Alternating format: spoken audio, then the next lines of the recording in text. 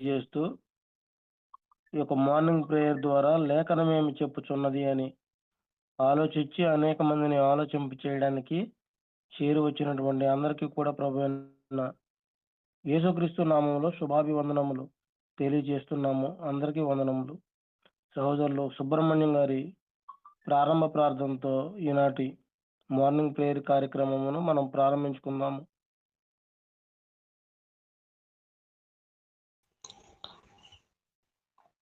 మొదటిగా తండ్రి అయిన దేవునికి కృతజ్ఞతాస్తుతులు చెల్లించుకొంచు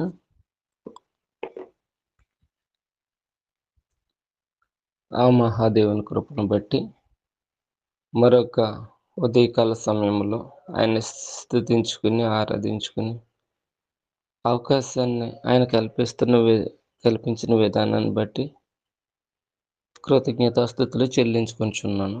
ప్రార్థన ద్వారా మనము ఈరోజు వాక్య పరిచర్యను ప్రారంభించుకుందాం. మమ్ములను మిక్కిలిగా ప్రేమించిన మా ప్రియ పరలోకపు తండ్రి, నీ ఘనమైన నామానికి స్తుతులు స్తోత్రాలు చెల్లించుకొంచున్నాం. నాయన, గడిచిన దినం నుంచి దినం వరకు నాయన మీరు మమ్మల్ని ఎంతగానో కాచి కాపాడి నాయన కృప చూపించిన ప్రభా, మరొక ఈ ఉదయకాల సమయంలో నాయన నేను ధ్యానించుకోవడానికి నాయన మీరు ఇచ్చిన అవకాశాన్ని బట్టి నాయన మీకు కృతజ్ఞతాస్తుతులు చెల్లించుకుంటున్నాం. అలాగే ఈ పరిచర్యలో ఎందరైతే నా ప్రభా నీ వాక్యం వినటానికి నా ప్రభా సంసిద్ధులయ్యారు తండ్రి, వారి వారి కుటుంబాలను మీరు దీవించి ఆశీర్వదించండి. మీ కృపలో భద్రపరచండి. దేవానికి స్తోత్రములు ప్రభా. ఎంతో శ్రేష్టమైన మాటలను నా ప్రభా ఈ ఉదయకాల సమయంలో మేము నేర్చుకోవడానికి ఎంత గొప్ప భాగ్యాన్ని ఇచ్చినందుకు మీకేమి ఇచ్చినా మీ రుణం తీర్చుకోలేము తండ్రి. అటువంటి గొప్ప నాయన నిరీక్షణ మీరు మాకు ఇచ్చినందుకు వందనాలు. అలాగే నాయన మాకు బోధిస్తున్న అనిల్ కుమార్ గారి కుటుంబాన్ని, అలాగే దేవకిరణ్ గారి కుటుంబాన్ని నా ప్రభువా మీరు బలపరచండి, ఆశీర్వదించండి. దేవానికి స్తోత్రములు. వారిరువురి ద్వారా అనేక విషయాలు నా ప్రభువా మేము నేర్చుకుంటున్నాం తండ్రి. విని విడిచిపెట్టడమే కాకుండా తండ్రి దాన్ని ఆ మాటలు మా హృదయంలో భద్రపరుచుకుని నాయన మా ఆత్మీయ జీవితాన్ని నాయన మెరుగుపరచుకోవడానికి నాయన మీరు మాకు ఇచ్చిన ఈ చక్కటి సమయాన్ని నా ప్రభువా మేము సద్వినియోగం చేసుకుని నా ప్రభు నీలో మరింతగా ఫలించడానికి కృప చూపించండి. దేవానికి స్తోత్రములు. నాయన వారు మాట్లాడుతున్నప్పుడు మీరే పరిశుద్ధాత్మ సహాయంగా ఉండి నా ప్రభువా అనేక విషయాలు బయలుపరచండి. దేవానికి స్తోత్రములు. వారి కుటుంబాలను, వారి యొక్క ఏమైనా ఆర్థిక పరిస్థితులైనా, అనారోగ్య పరిస్థితులు ఏమైనా ఉన్నా మీరే నా ప్రభువా కుటుంబాలని ఆదరించండి, బలపరచండి. నాయన మీ కృప ఆదరణ తోడుగా ఉంచండి. దేవానికి స్తోత్రములు. ఆయన ఎంతో ప్రయాసతోటి నా ప్రభుని నిర్వహిస్తున్న ఈ యొక్క సహవాసాన్ని నా ప్రభు రవి గారి కుటుంబాన్ని నా ప్రభు మీరు ఒకసారి జ్ఞాపకం చేసుకుని వారికి ఇచ్చిన బిడ్డలను, వారికి ఇచ్చిన కుటుంబాన్ని మీరు దీవించి ఆశీర్వదించిన ప్రభు. నేను నీ పని చేస్తున్న వారికి నా ప్రభు ఏ మేలు కొదువు లేకుండా చేసే దేవుడు తండ్రి నాయన.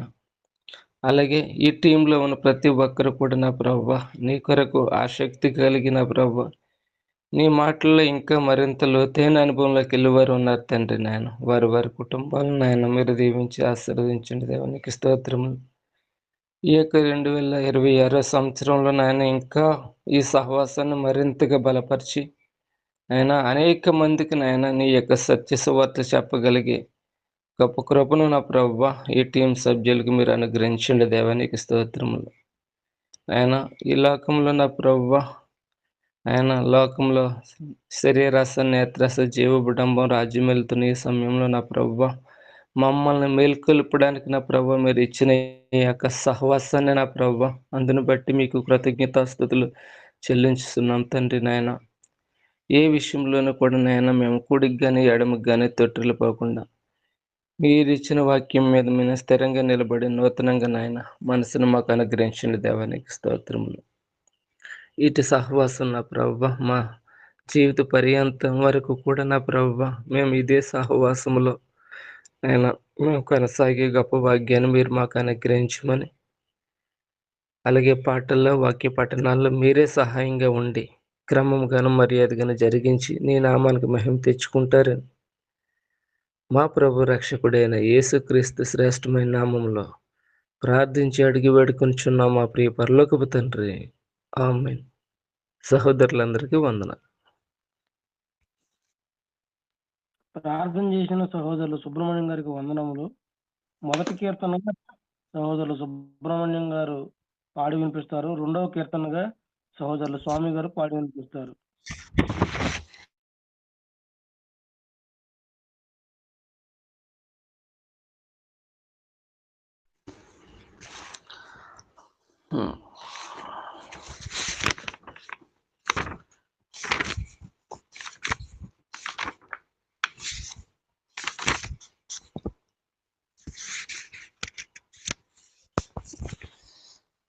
అందరికీ వందనాలండి.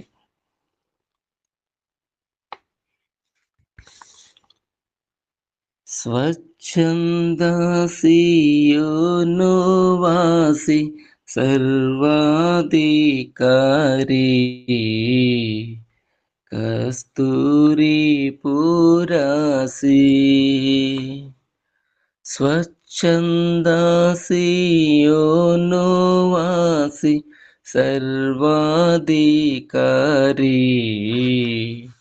కస్తూరి పురాసి వర్తమాన భూత భావి షత్కాలవాసి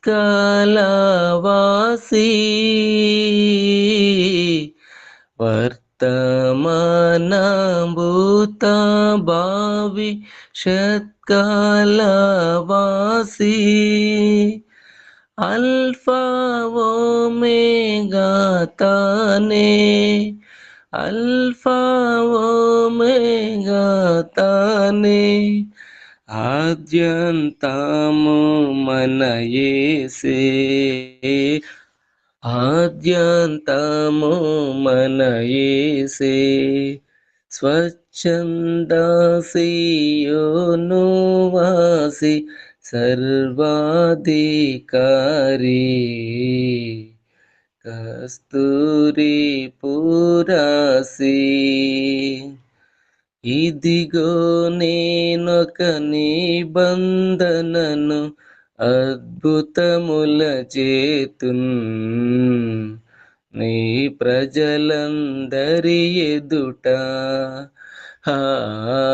ఇదిగో నేనొక నిబంధనను అద్భుతముల చేతున్ నీ ప్రజలందరి ఎదుట పరిశోధింపజాలని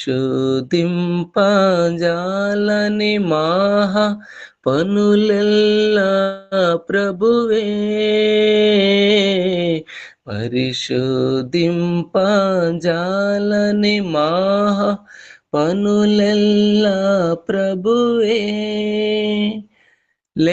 లెక్కలేని అద్భుతముల్ లెక్కలేని అద్భుతముల్ మక్కువతో చేయువాడు మక్కువతో చేయువాడు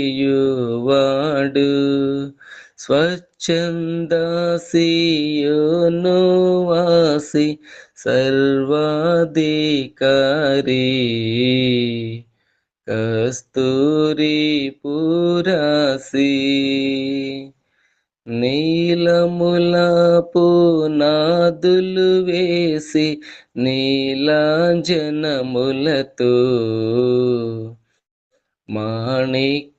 మాణిక్యమణులతో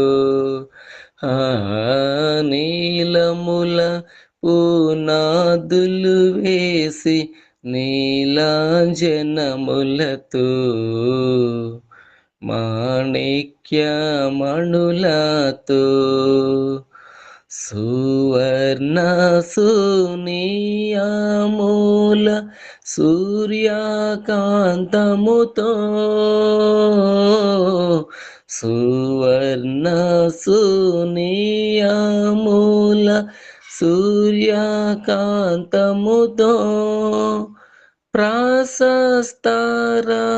ప్రాశస్తారత్నములతో ప్రాశస్తారత్నములతో ప్రమిమలముగనిను గట్టెదను ప్రమిమలముగనిను గట్టెదను స్వచ్ఛందాసియోను వాసి సర్వాధికారి కస్తూరి పురాసి జలములలంబడి దాటునప్పుడు బలమైయుండెదను నీ తోడైయుండెదను ఆ జలములలంబడి దాటునప్పుడు బలమైయుండెదను నీ తోడైయుండెదను నదులలోంబడి వెళ్ళునప్పుడు నీపై పారవు నదులలోంబడి వెళ్ళునప్పుడు నీపై పారవు అగ్ని మధ్యను నడచినను అగ్ని మధ్యను నడచినను జ్వాలలు నిన్ను కాల్చగలేవు జ్వాలలు నిన్ను కాల్చగలేవు స్వచ్ఛందాసియోను వాసి సర్వాధికారి కస్తూరి పురాసి ఇత్తడి తలుపులు పగలగొట్టెద నిన్ను పాగడియలను విడగొట్టెదను నేను ఆ ఇత్తడి తలుపులు పగలగొట్టెద నిన్ను పాగడియలను విడగొట్టెదను నేను అంధకార స్థలములలో నున్నట్టి విధులను అంధకార స్థలములలో నున్నట్టి విధులను రాహాషములో మరుగైన రాహాషములో మరుగైన ధనమును నీకం సంగెదను ధనమును నీకం సంగెదను స్వచ్ఛందాసియోను వాసి సర్వాధికారి కస్తూరి పురాసి గర్భమున పుట్టినది మొదలు తల్లి ఒడిలోన కూర్చుండి నది మొదలు ఆ గర్భమున పుట్టినది మొదలు తల్లి ఒడిలోన కూర్చుండి నది మొదలు నేను చంకబెట్టుకొన్న నాదు ప్రజలారా నేను చంకబెట్టుకొన్న నాదు ప్రజలారా ముదిమి వచ్చు వరకు నిన్ను ముదిమి వచ్చు వరకు నిన్ను ఎత్తుకొనువాడను నేనే ఎత్తుకొనువాడను నేనే స్వచ్ఛందాసియోను వాసి సర్వాధికారి కస్తూరి పురాసి ఆ స్వచ్ఛందాసియోను వాసి సర్వాధికారి కస్తూరి పురాసి వర్తమాన భూత భావి షత్కాలవాసి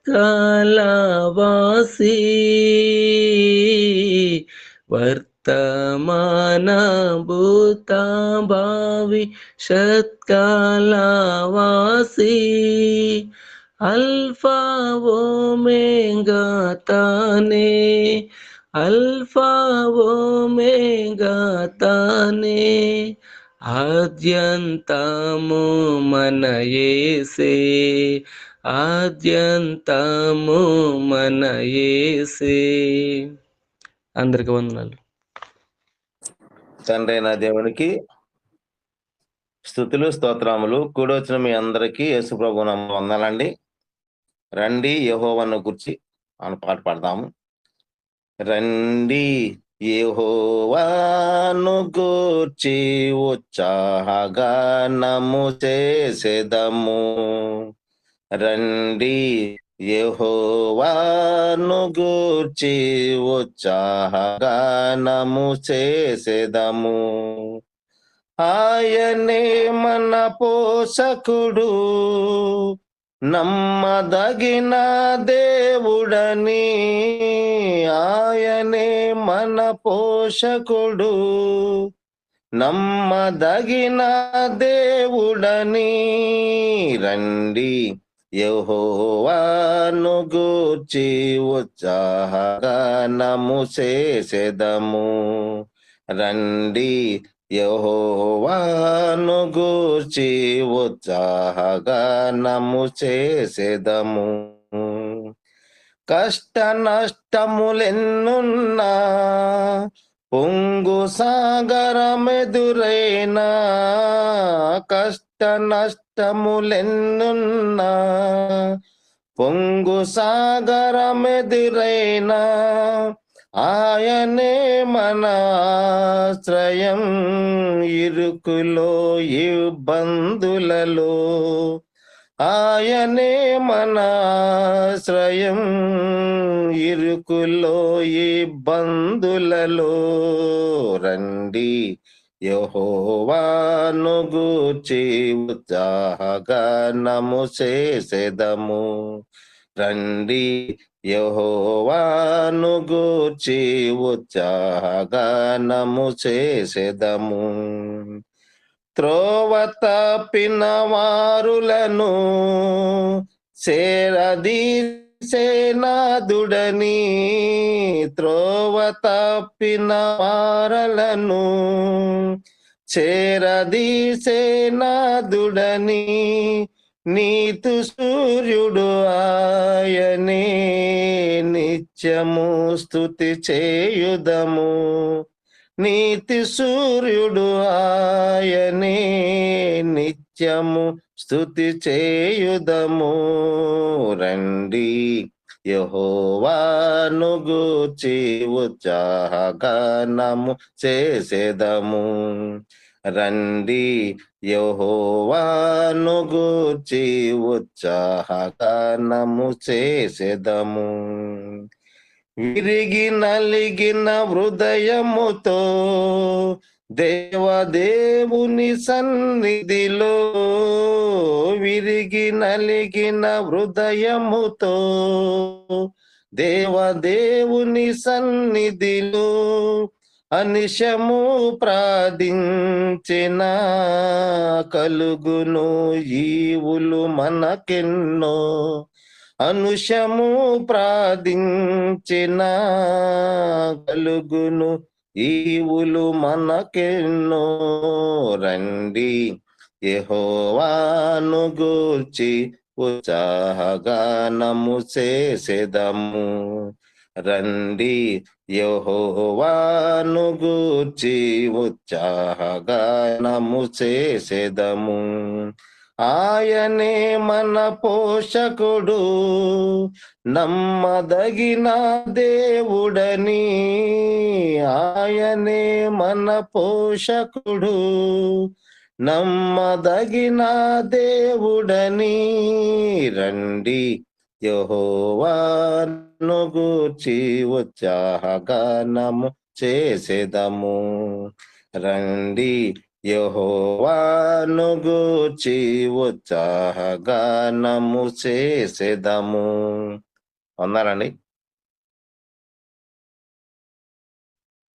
ఇప్పటి వరకు చాలా చక్కగా పాటలు పాడి దేవుని మహింపరిచినటువంటి సహోదరులు ఇరువురికి కూడా ప్రత్యేకంగా వందనములు తెలియజేస్తున్నాము. 5:15 కల్లా ప్రార్థన 2 పాటలు అయిపోయేటట్టు ఉండాలండి. తర్వాత 15 నుంచి 25 నిమిషాల లోపు మనం వాక్య పఠనం చదువుకోవాలి. తర్వాత అనిల్ గారికి 15 నిమిషాల టైం. కాబట్టి వాటన్నిటిని దృష్టిలో పెట్టుకుని మన ప్రార్థన అలాగే పాటలు సెలెక్ట్ చేసుకోవటం చేయాలని కోరుకుంటున్నాను. ఈరోజు మరి సమయం అవుతుంది కాబట్టి వాక్య పఠనం చదవకుండా సహోదరుల అనిల్ గారు ఈ యొక్క 13వ అధ్యాయం అంతటిని కూడా వారికి ఇవ్వబడినటువంటి సమయం వరకు చక్కగా ఈ యొక్క అధ్యాయం అంతటిని మనకు వివరించాలని కోరుకుంటూ ప్రేమతో ఆహ్వానిస్తున్నాను. తండ్రి అయిన దేవునికి కృతజ్ఞతాస్తుతులు. కూడి వచ్చిన సహోదరి సహోదరులకు ప్రభునామమున వందనాలు తెలియజేస్తూ ఉన్నాను. మనము సంఖ్యాకాండము 13వ అధ్యాయాన్ని ధ్యానించే ప్రయత్నంలో ముందుకు వెళదాం. ఈ సంఖ్యాకాండాన్ని 13వ అధ్యాయానికి వచ్చేసరికి ఇక్కడ మనం పరిశీలన చేస్తూ ఉన్నప్పుడు కాలేబు యెహోషువాల గురించిన విశ్వాసాన్ని ఈ అధ్యాయంలో చూడడం మనం ప్రయత్నం చేస్తాం. ఈ సంఖ్యాకాండము 13వ అధ్యాయంలో వీళ్ళు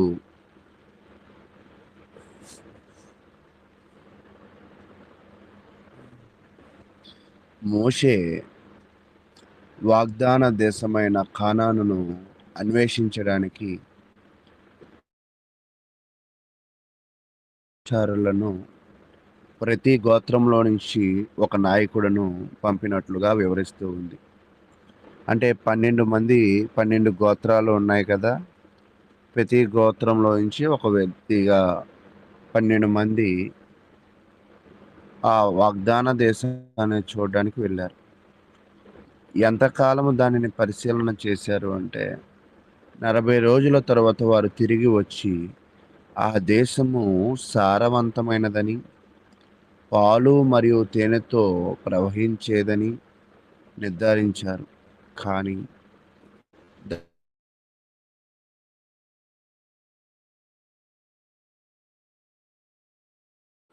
మరియు రాక్షసులుగా ఉన్నారని వారు నివేదించారు.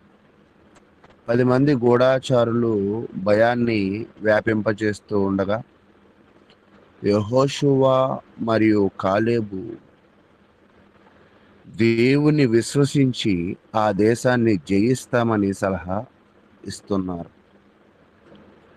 ఈ 13వ అధ్యాయంలో ముఖ్య సంఘటనలు ఏమిటి అంటే మిషన్ ఆదేశము, అనగా దేవుడు ఇశ్రాయేలీయులకు ఇస్తున్న కానాను దేశాన్ని వేగుచూడటకు నాయకులకు పంపడం మోషే ఆదేశించాడు. అంటే ఒక మిషన్, వీళ్ళు వాళ్ళున్న అరణ్యము నుంచి దక్షిణ దిక్కుగా వెళ్ళి వాళ్ళు కానాను దేశాన్ని చూడాలి. అది ఒక మిషన్గా స్టార్ట్ చేశారు. అన్వేషణ ఏమిటి వీళ్ళు అన్వేషించారు అంటే కానాను గుండా ప్రయాణిస్తూ నగరాలు, ప్రజలు మరియు ఉత్పత్తులను గమనించారు. నివేదిక 12 మంది వెళ్ళారు, అన్వేషించారు. నివేదిక గూఢాచారులుగా వెళ్ళి భారీ ద్రాక్ష గుత్తుతో తిరిగి వస్తారు. ప్రజలు చాలా బలంగా ఉన్నారని మరియు నగరాలు జయించలేనంత బలంగా ఉన్నాయని నివేదించారు. నివేదించిన తర్వాత ఇక్కడ బాగానే ఉంది, ఇక్కడి నుంచి కొంత వ్యత్యాసముగా 2 రకాలుగా మారిన పరిస్థితి. ఒకళ్ళు భయము, ఒకళ్ళు విశ్వాసాన్ని వ్యక్తపరిచారు.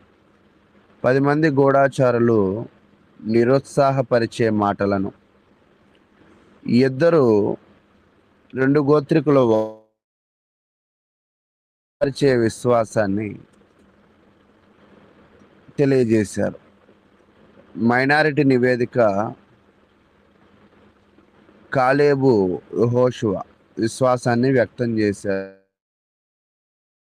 దేవుడు వారితో ఉన్నాడు కాబట్టి ఈ భూమి స్వాధీనం చేసుకోగలమని ప్రజలను ప్రోత్సహించారు.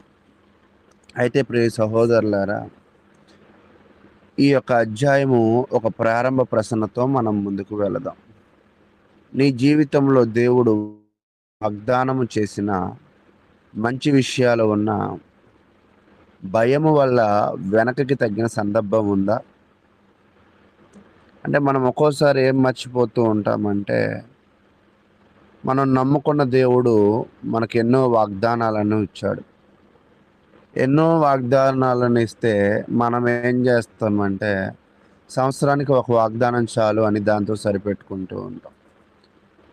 అయితే చాలామంది వాళ్ళ జీవితంలో ఉన్న భయముల వల్ల దేవుడు ఇస్తున్న వాగ్దానాలను గ్రహించలేని స్థితిలో ఉన్నారు.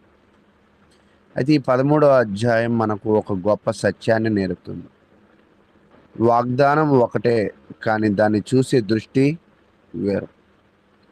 అంటే ఈ 6 లక్షల జనానికి, ఆ 12 గోత్రికులకు, ఆ 20 లక్షల జనానికి, 6 లక్షల కాలబలానికి, ఈ 12 గోత్రికులకి వాగ్దానం ఒకటే. కానీ 12 గోత్రికులు వెళ్ళి చూడడానికి వెళ్ళినప్పుడు ఒకే వాగ్దానం ఉంది, కానీ 10 మంది దృష్టి ఒకటి, మరొక 2 దృష్టి మరొకటిగా ఉంది. ఇశ్రాయేలీలు ఐగుప్తు నుండి బయలుదేరి వాగ్దాన దేశానికి దగ్గరగా వచ్చారు. దేవుడు ముందే చెప్పాడు, నేను మీకు దేశాన్ని ఇస్తాను. అయితే దేశాన్ని ఇస్తాడు కాబట్టి వారు దేవుని మాటను చూడాలి, కానీ అక్కడికి వెళ్ళిన తర్వాత వాళ్ళ బలాబలగాలను చూశారు. అంటే ఈ 10 మంది దేవుని బలానికి బదులుగా మనుషులలో బలాన్ని చూశారు. ఇప్పుడు వీళ్ళు కాదేష్ బర్నేయ ప్రాంతంలో ఉన్నారు. వారి లక్ష్యం ఏమిటి అంటే కానాను దేశాన్ని పరిశీలించడం. ఎంతమంది వెళ్ళారంటే 12 మంది వెళ్ళారు. వాళ్ళు దేని నుంచి వచ్చారంటే ప్రతి గోత్రంలో నుంచి ఒకళ్ళు వచ్చారు. ఈ అధ్యాయంలో ముఖ్యమైన వ్యక్తులు ఏ గోత్రికులు అంటే ఎఫ్రాయిము, యోధా గోత్రికులు. ఎందుకు వీళ్ళు ముఖ్యమైన వ్యక్తులు అయ్యారంటే వాళ్ళు చూసే దృష్టి, వాళ్ళు కలిగి ఉన్న విశ్వాసం. ఈరోజు మనము కూడా స్థానిక సంఘంలో కానీ సమాజంలో కానీ గొప్ప వాళ్ళు అవ్వాలంటే ధనాన్ని బట్టో కులాన్ని బట్టో కాదు, కానీ మన విశ్వాసాన్ని బట్టి దేవుడు గొప్పవారిని చేస్తారు. ఎఫ్రాయిము గోత్రంలో యెహోషువ ఉన్నాడు. ఎఫ్రాయిము గోత్రం చిన్నదే, కానీ అతను చూసిన దృష్టిని బట్టి ముఖ్యమైన వ్యక్తిగా ఈ అధ్యాయంలో మారి యోధా గోత్రంలో నుంచి కాలేబు వెళ్ళినట్లుగా చూస్తూ ఉంటాం. అయితే వీళ్ళందరూ కూడా 40 రోజుల పరిశీలన చేస్తూ ఉన్నారు. మూడో విషయం ఏమిటి అంటే దేశపు నివేదిక 2 కోణాలు. మంచి భాగం ఏమిటి అంటే వారు చెప్పినది దేశంలో ఫస్ట్ మంచిని చెప్పారు. ఏంటంటే దేశము పాలు తేనెలు ప్రవహించే దేశమే, దేవుడు చెప్పినట్లుగా. ఎష్కోల్ లోయలో పెద్ద ద్రాక్ష గుత్తెను తీసుకోవడం, అది ఫలవంతమైన భూమి అని వాళ్ళు నిర్ధారించుకోవడం, దేవుని వాగ్దానం నిజమని వారు అంగీకరించారు. అంటే ఇక్కడ దాకా చాలా బాగుంది. చక్కగా దేవుడు చెప్పినట్లుగా పాలు దేశ తేనెల దేశమే, చక్కటి పంట ఫలాలు కలిగిన దేశమే, ఫలవంతమైన భూమి కలిగి ఉన్న దేశమే అని చక్కగా ఇక్కడ దాకా బాగానే ఉంది. తర్వాత మంచిని నివేదించారు. 10 మంది ఇలా అన్నారు, అక్కడ అనాకీలు ఉన్నారు, నగరాలు బలంగా ఉన్నాయి, వారి ముందు మనం మిడతల వలె ఉన్నాము. వారి దృష్టి దేవుని మీద కాదు, మనుషుల సమస్యల మీద పెట్టారు. అంటే భయంతో నివేదించిన వాళ్ళు వాళ్ళ దృష్టి ఎవరి మీద పెట్టారంటే దేవుని వాగ్దానం మీద కాకుండా సమస్యల మీద పెట్టారు. ఈరోజు ఇక్కడ మనం నేర్చుకోవాల్సిన విషయం ఏమిటంటే మన జీవితంలో నిజంగా మన జీవితంలో కూడా ఎన్నో సమస్యలు ఆవరించే పరిస్థితి, ఇబ్బందులు ఆవరించే పరిస్థితులు. అయితే సమస్యల మీద దృష్టి సాధించినట్లయితే మనం ఎప్పుడు కూడా ఆ సమస్యల నుంచి బయటకు వెళ్ళలే. అయితే దేవుడు వాగ్దానం మీద మనం దృష్టి పెట్టగలిగినట్లయితే దేవుడే మనల్ని నడిపిస్తాడు అని దీని నుంచి మనం నేర్చుకోవాలి. అయితే ఈ 12 మందిలో విశ్వాస స్వరం ఎవరి నోట్లో నుంచి వచ్చిందంటే యెహోషువ, కాలేబు. కాలేబు ఇలా అన్నాడు, మనం పరుచుకోవచ్చు. వారి విశ్వాసం 3 విషయాల మీద ఆధారపడింది. 1, దేవుడు వాగ్దానం మీద ఆధారపడింది. 2, దేవుడి శక్తి మీద ఆధారపడింది. 3, దేవుడి సన్నిధి మీద ఆధారపడింది. అంటే వీళ్ళు మరొక నివేదన కనపరచడానికి గల కారణం ఏమిటి అంటే వారు దేవుని వాగ్దానాన్ని, దేవుని శక్తిని, దేవుని సన్నిధానాన్ని బాగా నమ్మారు, చూశారు. కానీ దేవుణ్ణి ఎక్కువగా చూశారు. అంటే సమస్యల కన్నా దేవుణ్ణి ఎక్కువగా చూశారు. ఇక్కడ ఆధ్యాత్మిక బోధ ఏమిటి అంటే వాగ్దానము దగ్గర పరీక్ష వస్తుంది. కాబట్టి 12 మంది వాగ్దానాన్ని చూశారు. ఆ 12 మంది వాగ్దానము చూశారు, కానీ కొంతమంది భయపడ్డారు, కొంతమంది విశ్వాసంలో బలపడ్డారు. దేవుడు నిన్ను ఆశీర్వాదానికి ముందు పరీక్షిస్తాడనేది మాత్రం బాగా గ్రహించాలి. ఈ 12 మందిలో పరీక్షలో పాస్ అయిన వాళ్ళు ఎంతమంది అంటే కాలేబు, యెహోషువ. అయితే ఇక్కడ 10 మంది భయం మొత్తం జనాంగాన్ని ప్రభావితం చేసింది. మెజారిటీ పీపుల్ భయపడ్డారు కాబట్టి అక్కడ ఉన్న జనాలు కూడా, ఇశ్రాయేల్ జనాలు కూడా భయపడ్డారు. కాబట్టి ప్రియ సహోదరులారా, నీ నోటి మాటే నీ విశ్వాసపు క్రియలే అనేక మందిని బలపరచగలదు. నీ యొక్క అవిశ్వాసపు క్రియలు, అవిశ్వాసం మాటలు అనేకులను బలహీనపరచగలదు కూడా. కాబట్టి నీ మాటలు, నీ ప్రవర్తన నీ కుటుంబానికి లేదా నీ సంఘానికి ఎలా ఉన్నాయో ఒకసారి దయచేసి పరిశీలన చేయండి. ఎందుకు అంటే నేటి సమాజంలో మనం చాలా మాట్లాడుతూ ఉంటాం, చాలా చేస్తూ ఉంటాం. కానీ మనం చేసే పని, మనం మాట్లాడే మాట మన చుట్టుపక్కల వాళ్ళని విశ్వాసంలో బలపరుస్తుందా, బలహీనపరుస్తుందా అనేది ఒకసారి చూడండి. అయితే కాలేబు చేసిన, యెహోషువ చేసిన ఈ పనిని మనం కొంచెం యేసుక్రీస్తుతో పోల్చి చూడడానికి ప్రయత్నం చేద్దాం. సంఖ్యాకాండము 13వ అధ్యాయంలో వాళ్ళు వాగ్దాన దేశాన్ని వేగులు చూస్తూ ఉన్నారు. అంటే ఇక్కడ దేశము, వాగ్దాన దేశము, అది కానాను. జీవితంలో మనకి ఏ దేశాన్ని ఇస్తా అన్నాడంటే పరలోక రాజ్యాన్ని ఇస్తా అన్నాడు. దీనిని వేగులు చూడడానికి వచ్చిన వాళ్ళు, సమాచారం చెప్పడానికి వచ్చిన వాళ్ళు ఎంతమంది అంటే 12 గూఢాచారులు. అలాగే యేసుక్రీస్తు జీవితాన్ని, పరలోకపు రాజ్యపు తాళపు చెవులను ఓపెన్ చేసింది ఎంతమంది అంటే 12 మంది శిష్యులు. 10 మంది అవిశ్వాసాన్ని ప్రకటించారు, సంఖ్యాకాండం 13వ అధ్యాయం. అలాగే కొందరు శిష్యులు కూడా యేసుక్రీస్తు విషయంలో సందేహాన్ని కలిగి ఉన్నట్లుగా మనం చూస్తూ ఉన్నాం. సంఖ్యాకాండము 13వ అధ్యాయంలో కాలేబు, యెహోషువ విశ్వాస. ఈరోజు యేసుక్రీస్తుతో చూస్తున్నప్పుడు యేసుక్రీస్తులో కూడా అనేక మంది ప్రాణాలు సహితము కూడా, మీరు ఒక్కసారి చరిత్రను పరిశీలన చేయండి. 12 మంది అపోస్తులు మరణించినప్పుడు ఒక్కళ్ళు కూడా, మరి ఒక్కళ్ళు తప్ప మిగతా వాళ్ళందరూ కూడా సహజమైన మరణాలు కాదు. వాళ్ళు సిలువలు వేయబడ్డారు, చర్మాలు ఒలిపించబడ్డారు, చాలా ఘోరమైన చావులు వాళ్ళు చనిపోయారు. అంటే వాళ్ళు విశ్వాసాన్ని విడిచిపెట్టలేదు, వాళ్ళు భయాన్ని కలిగి ఉండలేదు.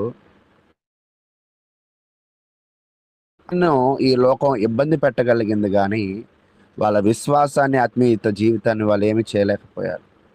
కాబట్టి ఇక నేనేం చెప్పాలనుకుంటున్నానంటే 12 మందిలో 10 మందిని ఆ కానాను దేశం భయపెట్టగలిగింది. మరొక 2 ఎందుకు భయపెట్టలేకపోయిందంటే బలమైన విశ్వాసాన్ని వాళ్ళు కలిగి ఉన్న సందర్భాన్ని బట్టి భయపెట్టలేకపోయింది. కాబట్టి యేసు కూడా ఇలా అంటున్నాడు, భయపడకము, విశ్వసించుము అని. కాబట్టి వాగ్దానాన్ని స్వీకరించడానికి విశ్వాసము చాలా అవసరం. కాబట్టి ఏదో సంవత్సరంలో వచ్చే ఒక వాగ్దానం గురించి కాదు, కానీ యేసుక్రీస్తునందు అనేకమైన వాగ్దానాలు దేవుడు మనకైతే అనుగ్రహించాడు. వాగ్దానాలు ఉన్నాయనే ధైర్యము, యేసు శక్తివంతుడు అనే ధైర్యము, యేసు మనకి మరి మేలు చేయగలవాడు అనే ధైర్యాన్ని మనమైతే కలిగి ఉండాలని నేను తెలియజేస్తూ ఉన్నాను. అయితే ఈరోజు చాలామంది యవనస్తులకు ఏమిటి వాగ్దానము, అసలు నీ వాగ్దాన దేశం ఏమిటి అంటే చాలామంది చదువు, ఉద్యోగం, సేవ, కుటుంబం సమస్యలు పెద్దవిగా కనపడచ్చు, కానీ దేవుడు ఇంకా పెద్దవాడు. ఈరోజు మన జీవితంలో చదువులో ఎదగాలనో, వాళ్ళు వాగ్దాన దేశంలోకి ఎలా వెళ్ళాలనుకున్నారో, చాలామంది కూడా చదువుల్లో బాగా రాణించాలని, ఉద్యోగాల్లో బాగా రాణించాలని, సేవలో బాగా రాణించాలని, కుటుంబంలో బాగా రాణించాలనుకుంటూ ఉంటారు. అయితే ప్రతి దానిలో కూడా ఏముంటాయంటే సమస్యలు, బలహీనతలు ఉంటాయి. అయితే వీటన్నిటికంటే పెద్దవాడు దేవుడు అనే విషయం మాత్రం మీరు. కాబట్టి ప్రియ సహోదరులారా, ఆ 10 మంది ఎందుకు భయపడ్డారో ఒకసారి మరలా మీరు పర్సనల్ అధ్యయనాన్ని చేయండి. కాలేబు, యెహోషువ విశ్వాసానికి మూలం ఏమిటో ఒకసారి అధ్యయనం చేయండి. నీ జీవితంలో కూడా అనాకీలు లాగా నిన్ను భయపెట్టే సంఘటనలు, పనులు ఏమున్నాయో ఒకసారి పరిశీలన చేయండి. నీవు ఎక్కువగా వినేది భయమా, విశ్వాసమా? ఒకసారి పరిశీలన చేయండి. 2 స్వరాలలో ఒకటి ఎంచుకో. 10 మంది భయపెట్టే స్వరాలను ప్రకటించారు, 2 విశ్వాస స్వరాలను అయితే ప్రకటించారు. దేవుడు వాగ్దానం చేశాడంటే ఆయన నెరవేరుస్తాడనేది ఎవరికైతే అర్థమవుతుందో వాళ్ళలో విశ్వాసం ఉంటుంది. అలాగే కాలేబు లాంటి యువకుడిగా నిలబడండి, యెహోషువ లాంటి ధైర్యవంతులుగా కలిగి ఉండండి. ఈరోజు మీ జీవితాలలో, మీ కుటుంబాలలో, మీ సంఘాలలో మీరు ఒక విశ్వాస పాత్రులుగా, ఒక బలమైన ధైర్యం కలిగిన వారుగా మీ కుటుంబాలలో ఉంటున్నారా? మీరు ఎలా ఉంటున్నారు? మీ సంఘాలకి, మీ కుటుంబాలకి మీరైతే పరిశీలన చేయండి. ఈరోజు ఏమిటి అని మనం అధ్యయనం చేస్తున్నప్పుడు దేవుని వాగ్దానంపై సంపూర్ణ నమ్మకాన్ని ఆయన కలిగి ఉన్నాడు. అతను కలిగి ఉన్న చిన్న వయసులోనే అతను ఎంతగానో సంపూర్ణ నమ్మకాన్ని కలిగి ఉన్నాడు. ఎందుకంటే దేవుడు ముందే చెప్పాడు, నేను దేశాన్ని మీకు ఇస్తాను అని. అది గట్టిగా నమ్మాడు. కాలేబు పరిస్థితులను కాకుండా వాగ్దానాన్ని పట్టుకున్నాడు. ఈరోజు మనం కూడా మన జీవితంలో, మన కుటుంబంలో కావచ్చు, మన సంఘంలో కావచ్చు, మన సమాజంలో కావచ్చు, మేలైన విషయాలు చాలా ఉంటాయి. అవి ఎవరు పట్టుకోము. పొరపాట్లు ఏవో ఉంటాయి, వాటినే పట్టుకుని భయపడుతూ ఉంటాం, వాటినే పట్టుకుని ఇబ్బందులు పడుతూ ఉంటాం. కానీ కాలేబు వలె మనం ఏం చేయాలంటే మేలైన దానిని పట్టుకుని మన జీవితంలో విశ్వాసంలో ముందుకు వెళ్ళాలి. విశ్వాసం అనేది కనిపించే దాని మీద కాదు, కానీ దేవుడు చెప్పిన మాట మీద ఆధారపడుతుంది. అంటే ఒక్కోసారి మన ముందున్న పరిస్థితులు చాలా అడ్డగోలుగా ఉంటాయి, చాలా గడ్డు పరిస్థితులు ఉంటాయి. అయితే విశ్వాసపరులు ఏం చేస్తారంటే చుట్టూ పరిస్థితులు ఎలా ఉన్నా కూడా వాళ్ళ విశ్వాసము పరిస్థితులను బట్టి కాదు, కానీ దేవుని మాటను బట్టి ఆధారపడి జీవిస్తుందని కూడా తెలియజేస్తూ ఉన్నా. దేవుని శక్తిపై ఆయనకి బాగా అవగాహన ఉంది. మొదటిదేమో దేవుని వాగ్దానం పైన సంపూర్ణ నమ్మకం, రెండవదేమో దేవుని శక్తిపై బాగా అవగాహన. కాలేబు అనాకీలను చూశాడు, కానీ అతడు ఇలా ఆలోచించాడు, ఈజిప్టు నుండి మనలను విడిపించిన దేవుడు, అనేకులను 10 తెగుళ్లతో జయించిన దేవుడు, ఎర్ర సముద్రమును సురక్షితమైన ప్రయాణాన్ని మనకిస్తున్న దేవుడు, ఈ అనాకీలు ఏ పాటి వారు అనేది ఆలోచించేశాడు. కాబట్టి దేవుని శక్తి పైన పూర్తి అవగాహన, సంపూర్ణ నమ్మకం, సంపూర్ణమైన అవగాహన శక్తి మీద. మూడవది దేవునితో సమీప సంబంధం. సమీప సంబంధం అంటే అతని విశ్వాసమును బయట చూపు కాదు, కానీ అది హృదయ సంబంధమైనది. అంటే ఆయన హృదయస్ఫూర్తిగా, పూర్తి హృదయంతో దేవునితో సంబంధాన్ని అయితే కలిగి ఉన్నాడు. కాబట్టి అతనికి అందుకే అందరికీ ఒకలా కనపడింది, ఈయనకి మరొకలా కనపడడానికి గల కారణం. కాబట్టి ప్రియ సహోదరులారా, దేవుడు కూడా మనకిస్తా అన్న వాగ్దాన దేశం చేరే లోపల చాలా భయంకరమైన పరిస్థితులు మనుషులు ఎదురవుతూ ఉంటారు. కానీ భయానికి కాదు కానీ విశ్వాసాన్ని కనపరుస్తూ దేవుడు ఇస్తానన్న దేశానికి వెళ్ళడానికి మనం ప్రణాళిక వేయాలి. కానీ ఈ లోక మాలిన్యంలో మనం పడిపోకుండా మనల్ని మనం కాపాడుకోవాలని తెలియజేస్తూ ఈ వాక్యం ద్వారా నన్ను నేను హెచ్చరించుకుంటూ మిమ్మల్ని హెచ్చరించడం జరిగిస్తుంది. ఇప్పటి వరకు ఓపిక అయిన మీ అందరికీ వందనాలు.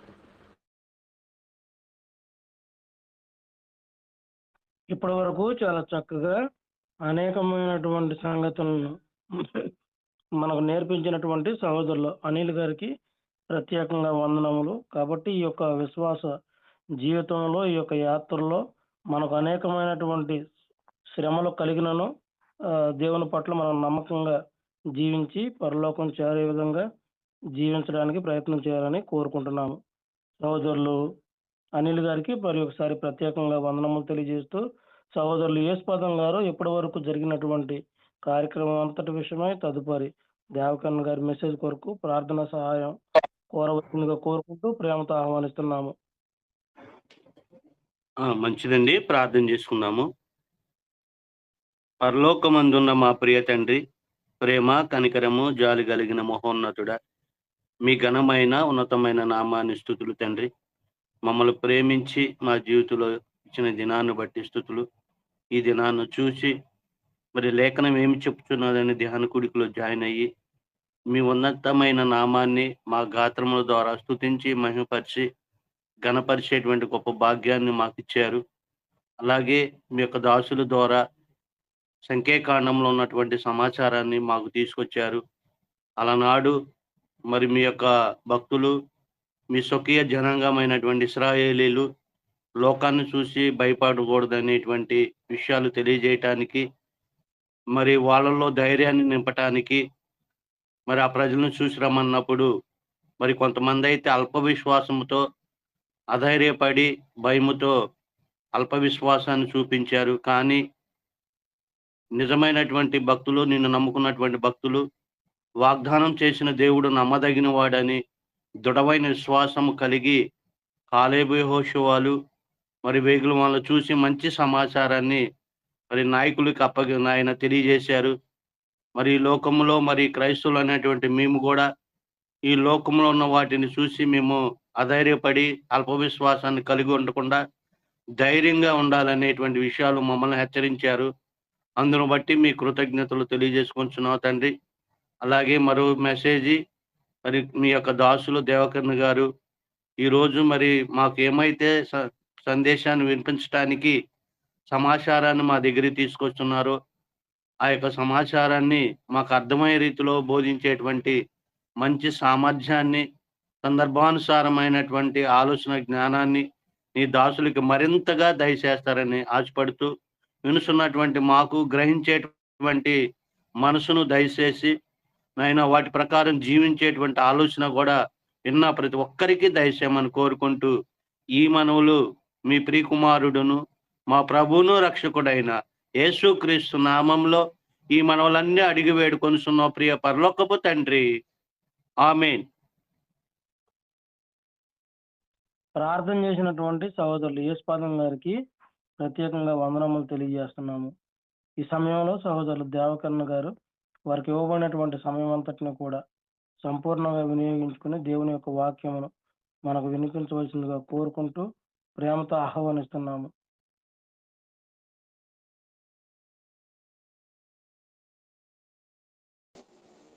ఈ ఉదయకాల సమయంలో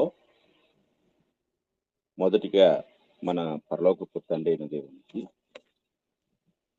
కృతజ్ఞతాస్తుతులు చెల్లిస్తూ ఉన్నాను. అలాగే దేవుని వాక్యమును వినుటకు సిద్ధంగా ఉన్న ప్రియ సహోదరులందరికీ కూడా నా ప్రత్యేకమైన వందనములు తెలియజేస్తూ ఉన్నాను. ప్రియమైన వారులారా, గడిచిన కొద్ది రోజులుగా మనము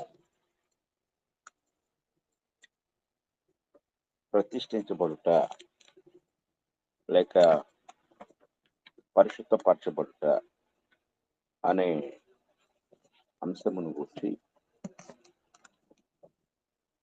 ధ్యానిస్తూ ఉన్నాం. పరిశుద్ధత అంటే ఏమిటి, లేక ప్రత్యేకించబడుట అంటే ఏంటి అనే విషయాలు మనము ఎంతో స్పష్టంగా దేవుని యొక్క వాక్యము నుండి ధ్యానించుట జరిగింది.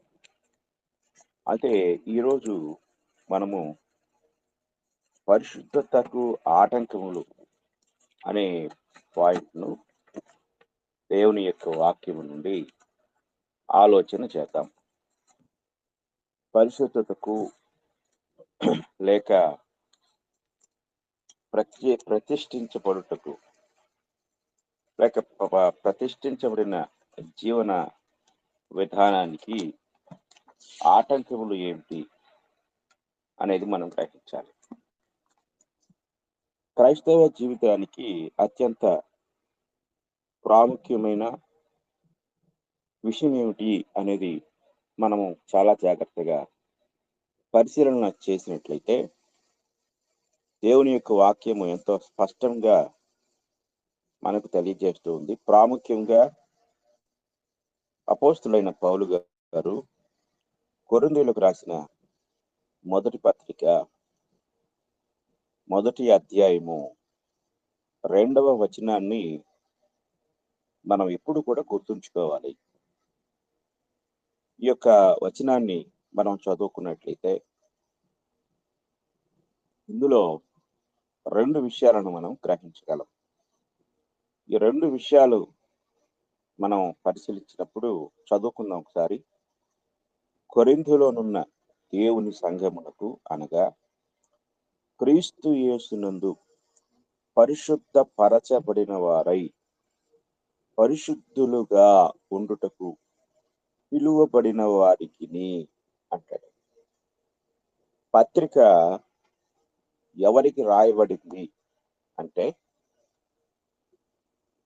కేవలము పరిశుద్ధ పరచబడిన వారికి మాత్రమే కాదు. ఇది మనం గుర్తుంచుకోవాలి. పరిశుద్ధ పరచబడుటకు మాత్రమే దేవుడు మనల్ని పిలువలేదు. ఇది జాగ్రత్తగా మనం గుర్తుపెట్టుకోవాలి.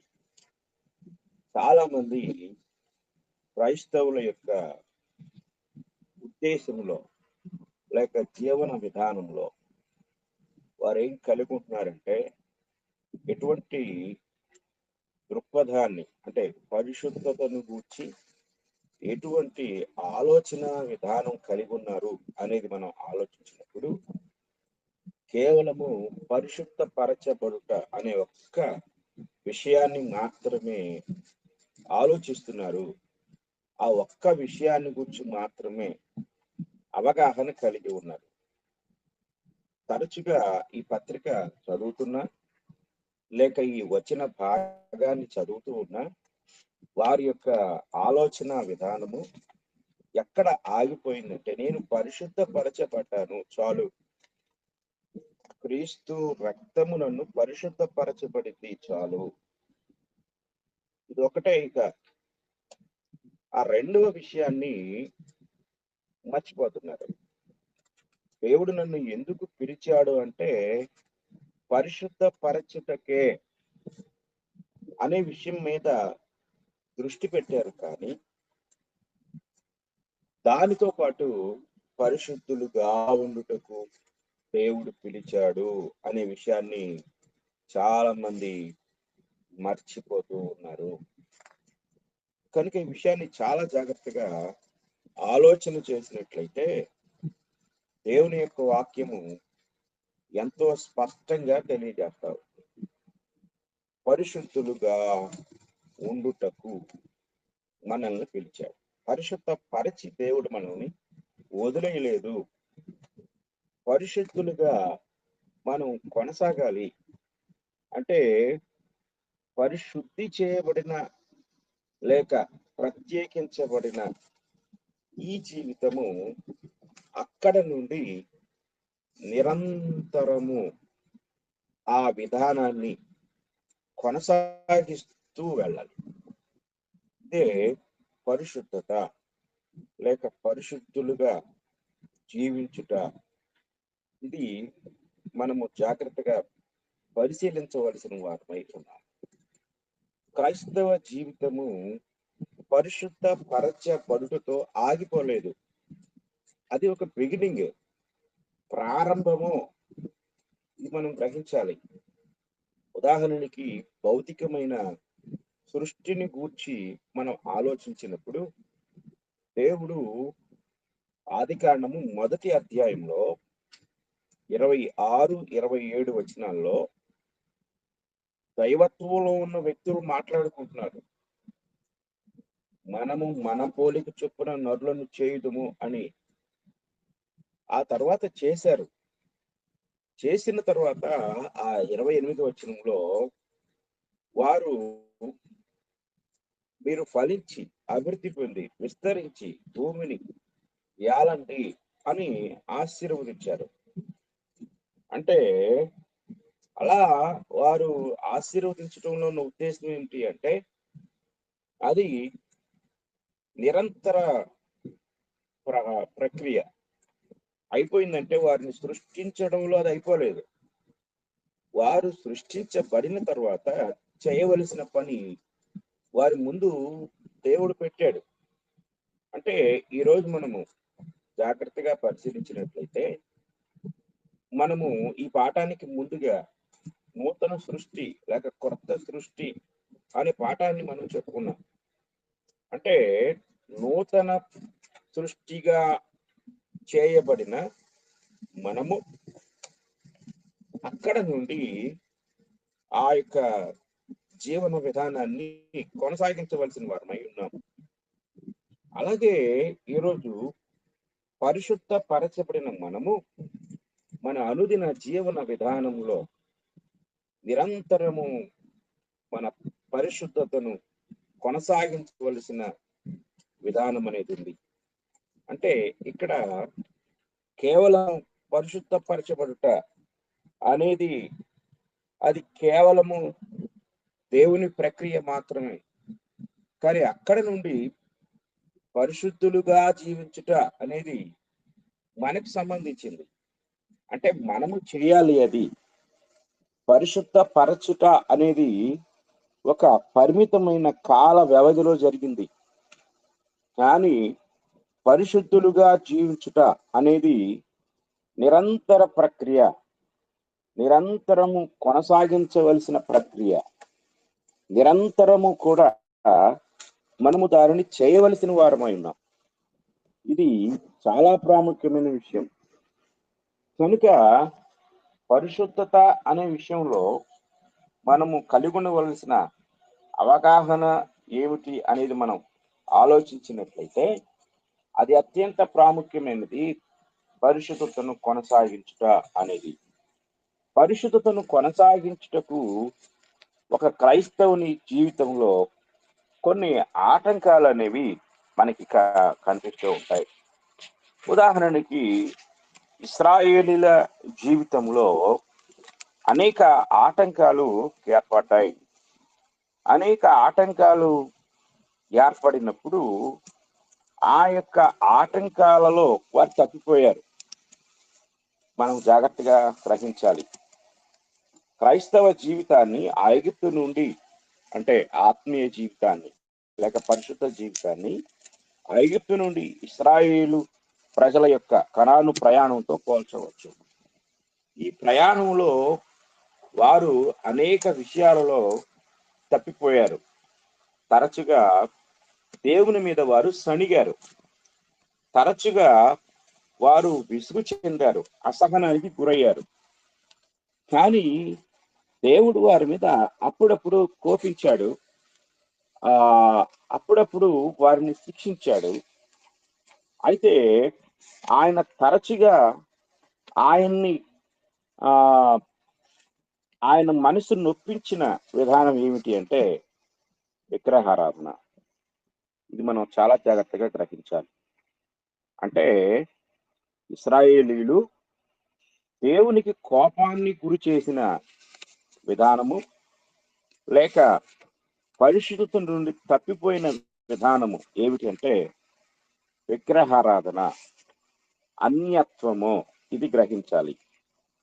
ఈరోజు దేవుని పిల్లలముగా ఉన్న మనము కూడా పరిశుద్ధత నుండి తప్పిపోవుటకు ఆ భౌతిక సంబంధమైన విషయములు, మానవ బలహీనతలు, ఇవి దేవుడు ఆయన మరలా అవకాశం ఇస్తూ వచ్చాడు. ఇశ్రాయేలులు కూడా వారికి మాకు దాహం అవుతుంది అన్నప్పుడు బండ నుండి నీటినిచ్చాడు. ఆ తర్వాత మాకు మాంసం కావాలి అంటే 1 నెల రోజుల పాటు మాంసం పెట్టాడు.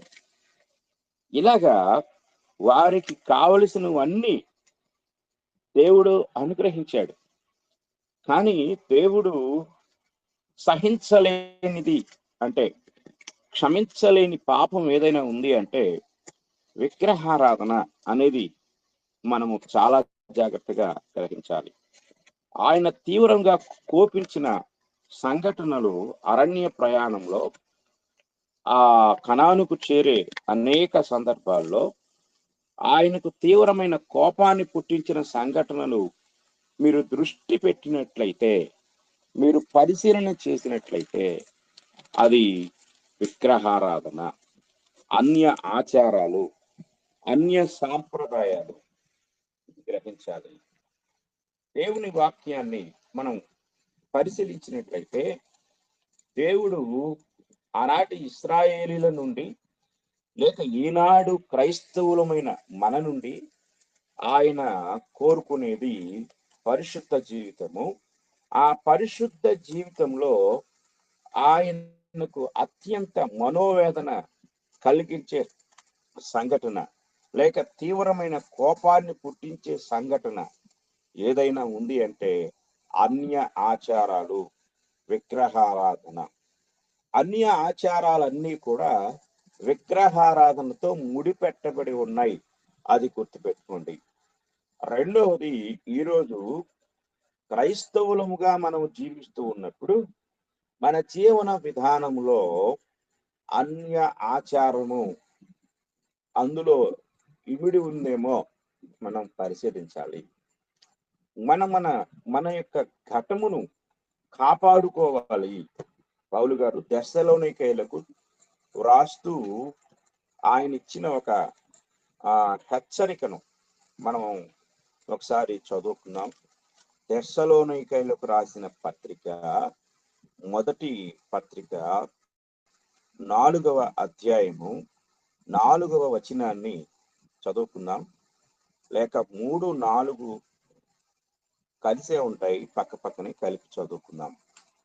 మీరు పరిశుద్ధులగుటయే అనగా మీరు జారత్వమునకు దూరముగా ఉండుటయే దేవుని చిత్తము. మీలో ప్రతివాడును దేవుని ఎరుగని అన్య జనుల వలె కామాభిలాష యందు కాక పరిశుద్ధత యందును ఘనత యందును తన ఘటమును ఎట్లు కాపాడుకొనవలెనో అది ఎరిగి ఉండుటయే దేవుని చిత్తము. తన ఘటమును అంటాడు ఇక్కడ. తన ఘటమును, ఘటం అంటే మన యొక్క శరీరము, మన యొక్క బాడీ, మానవ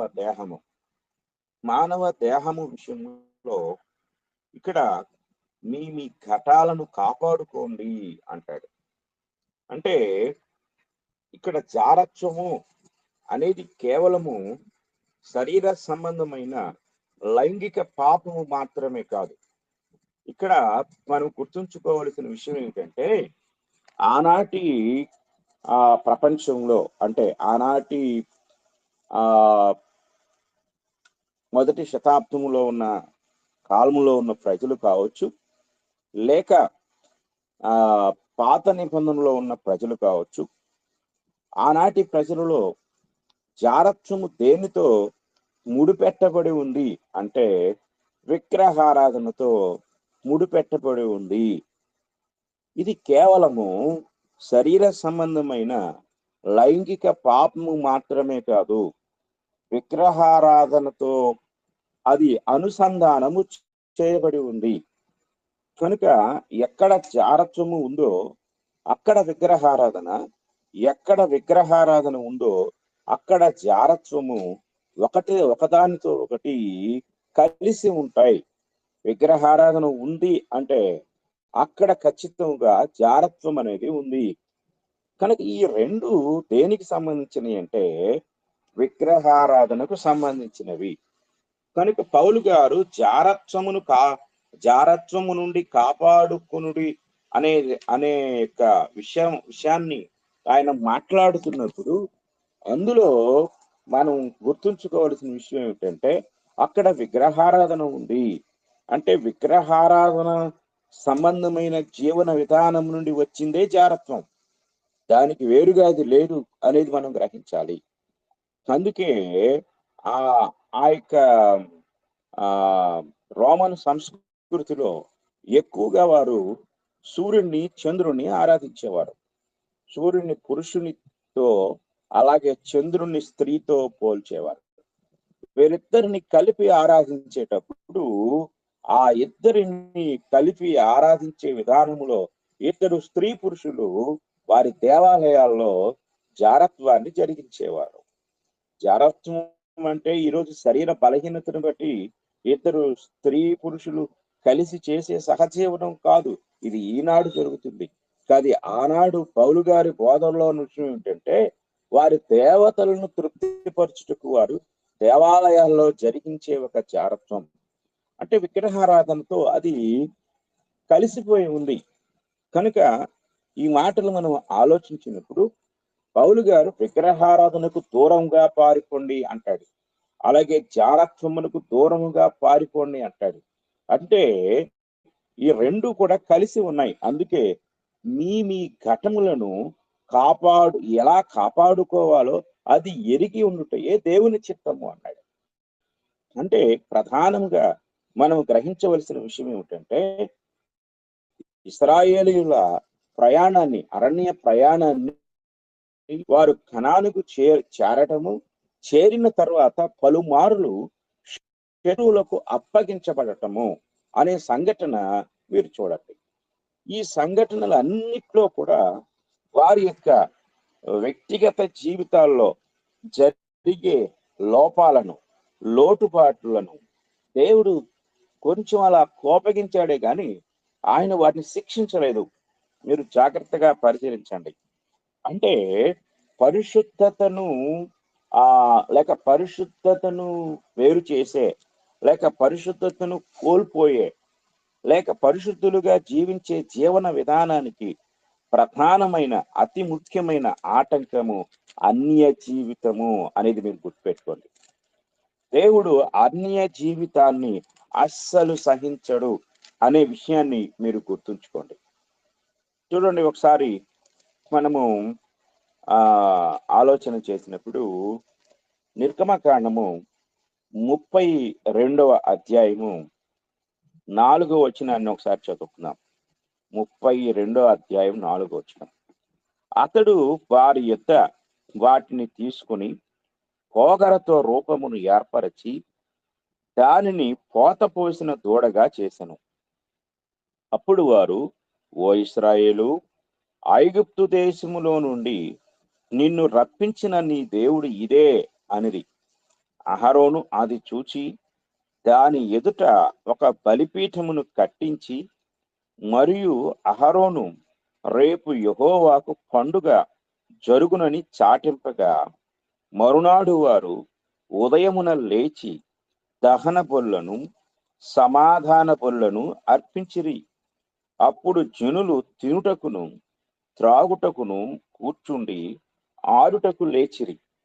మీరు ఇంతకు ముందు అంటే వారు అరణ్య ప్రయాణ కాలంలో చాలాసార్లు దేవునికి విరోధంగా పాపం చేశారు.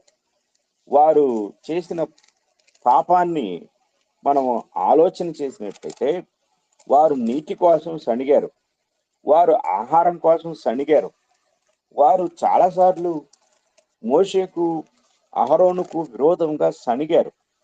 చూడండి, 16వ అధ్యాయం నిర్గమకాండం 16వ అధ్యాయం ఒకసారి చదువుకుందాం. 16వ అధ్యాయం చదువుకుంటే 16వ అధ్యాయంలో తరువాత ఇశ్రాయేలీయులు సమాజమంతయు ఏలీము నుండి ప్రయాణమైపోయి వారు ఐగుప్తు దేశములో నుండి బయలుదేరిన 2వ నెల 15వ దినమున ఏలీమునకును సీనాయికిని మధ్యనున్న సీను అరణ్యమునకు వచ్చిరి. ఆ అరణ్యములో ఇశ్రాయేలీలు సమాజమంతయు మోషే అహరోనుల మీద సణిగెను. ఇశ్రాయేలీలు, మేము మాంసము వండుకొను కుండల యొద్ద కూర్చుండి తృప్తిగా ఆహారము తినునప్పుడు యెహోవా చేతి వలన ఎలా చావకపోతిమి? ఈ సర్వ సమాజమును ఆకలి చేత చంపుటకు ఈ అరణ్యములోనికి మమ్మను అక్కడ నుండి తోడుకొని వచ్చిరని వారితో అనగా. చూడండి, అలా సణిగారు, కానీ దేవుడు కోప్పడలా. 4వ వచనంలో యెహోవా మోషేను చూచి, ఇదిగో నేను ఆకాశము నుండి మీ కొరకు ఆహారమును కురిపించెదను. వారు నా ధర్మశాస్త్రమును అనుసరించి నడుతురో లేదో అని నేను వారిని పరీక్షించినట్లు ఈ ప్రజలు వెళ్ళి ఏనాటి భత్యము ఆనాడే కూర్చుకొనవలెను. ఇలాగ దేవుడు వారికి ఆహారాన్ని ఇస్తాడు. కాబట్టి వారు ఆహారం కోసం సడిగినప్పుడు దేవుడు కోపగించలేదు, కానీ వారికి అనుదిన ఆహారాన్ని దేవుడు అనుగ్రహించాడు. అలాగా దేవుడు వారిని వారి మీద కోపగించలేదు, కానీ ఆహారం ఇచ్చాడు. కానీ 32వ అధ్యాయం దగ్గరికి వచ్చేసరికి 32వ అధ్యాయంలో ఇశ్రాయేలీలు దేవునికి విరోధమైన పాపం, అంటే ప్రతిష్టతను భంగము చేసే పాపం చేశారు. అక్కడ వారిని ఆయన శిక్షించాడు. 28వ వచనం చదువుకుందాం. నిర్గమకాండం 32వ అధ్యాయం 28వ వచనాన్ని చూస్తే, లేవీయులు మోషే మాట చొప్పున చేయగా ఆ దినమున ప్రజలలో ఇంచుమించు 3,000 మంది కూలిరి. అంటే దేవునికి వ్యతిరేకముగా వారు చేసిన విగ్రహారాధన అనేది 3,000 మంది చావుకి కారణం అయింది. ఈ విషయాన్ని మనం గుర్తుపెట్టుకోవాలి. అలాగే సంఖ్యాకాండం 25వ అధ్యాయము 1వ వచనాన్ని మనం చదువుకుందాం. సంఖ్యాకాండం 25వ అధ్యాయం 1వ వచనాన్ని మనం చదువుకుంటే, ఇశ్రాయేలీలు షిత్తీములో దిగి ఉండగా ప్రజలు మోయాబురాండ్రతో వ్యభిచారము చేయసాగిరి. ఆ స్త్రీలు తమ దేవతల బలులకు ప్రజలను పిలువగా వీరు భోజనము చేసి వారి దేవతలకు నమస్కరించిరి. అట్లు ఇశ్రాయేలీలు బయల్పయేరుతో కలుసుకొనినందున వారి మీద యెహోవా కోపము రగులుకొనెను. శారీరక సంబంధమైన వ్యభిచారము అనే దానికంటే కూడా దేవునికి అత్యంత కోప కారణమైన పాపము ఏమిటి అంటే వారి దేవతల బలులకు వెళ్ళటము, వారి దేవతలకు నమస్కరించటము ఆ దేవునికి కోపాన్ని కలిగించింది. దానికి ఆ యొక్క ఫలితాన్ని, వారు చేసిన ఆ పాపానికి ఫలితాన్ని మనం చూస్తే 9వ వచనంలో ఇలా కనపడుతుంది. 24,000 మంది ఆ తెగులు చేత చనిపోయిరి అని అక్కడ మనకు కనపడుతుంది. కనుక ఏ పరిస్థితుల్లో దేవుడు వారిని చంపేంతగా, అంటే మరణము చేత శిక్షించేంతగా దేవుడు కోపగించాడు, వారు ఏ పరిస్థితుల్లో దేవుని యొక్క కోపానికి గురయ్యారు అనేది మనం చాలా జాగ్రత్తగా ఆలోచించినట్లయితే, అన్య విగ్రహారాధన విషయంలో వారు దేవునికి తీవ్రమైన కోపాన్ని పుట్టించారు అనే సంగతి మనము చాలా జాగ్రత్తగా గ్రహించవలసిన వారమై ఉన్నాము. ఇశ్రాయేలీల చరిత్ర అంతటిని కూడా మనం పరిశీలించినప్పుడు తరచుగా వారు శిక్షించబడుట, అలాగే తరచుగా వారు దేవుని కోపానికి గురి అవుట, అన్య జనుల చేతికి బానిసలుగా అప్పగించబడి చెరపాలగుట అనే విషయాలు ఎక్కడ మనకి కనపడతాయి అంటే అవి విగ్రహారాధన, అన్య ఆచారాల విషయంలో.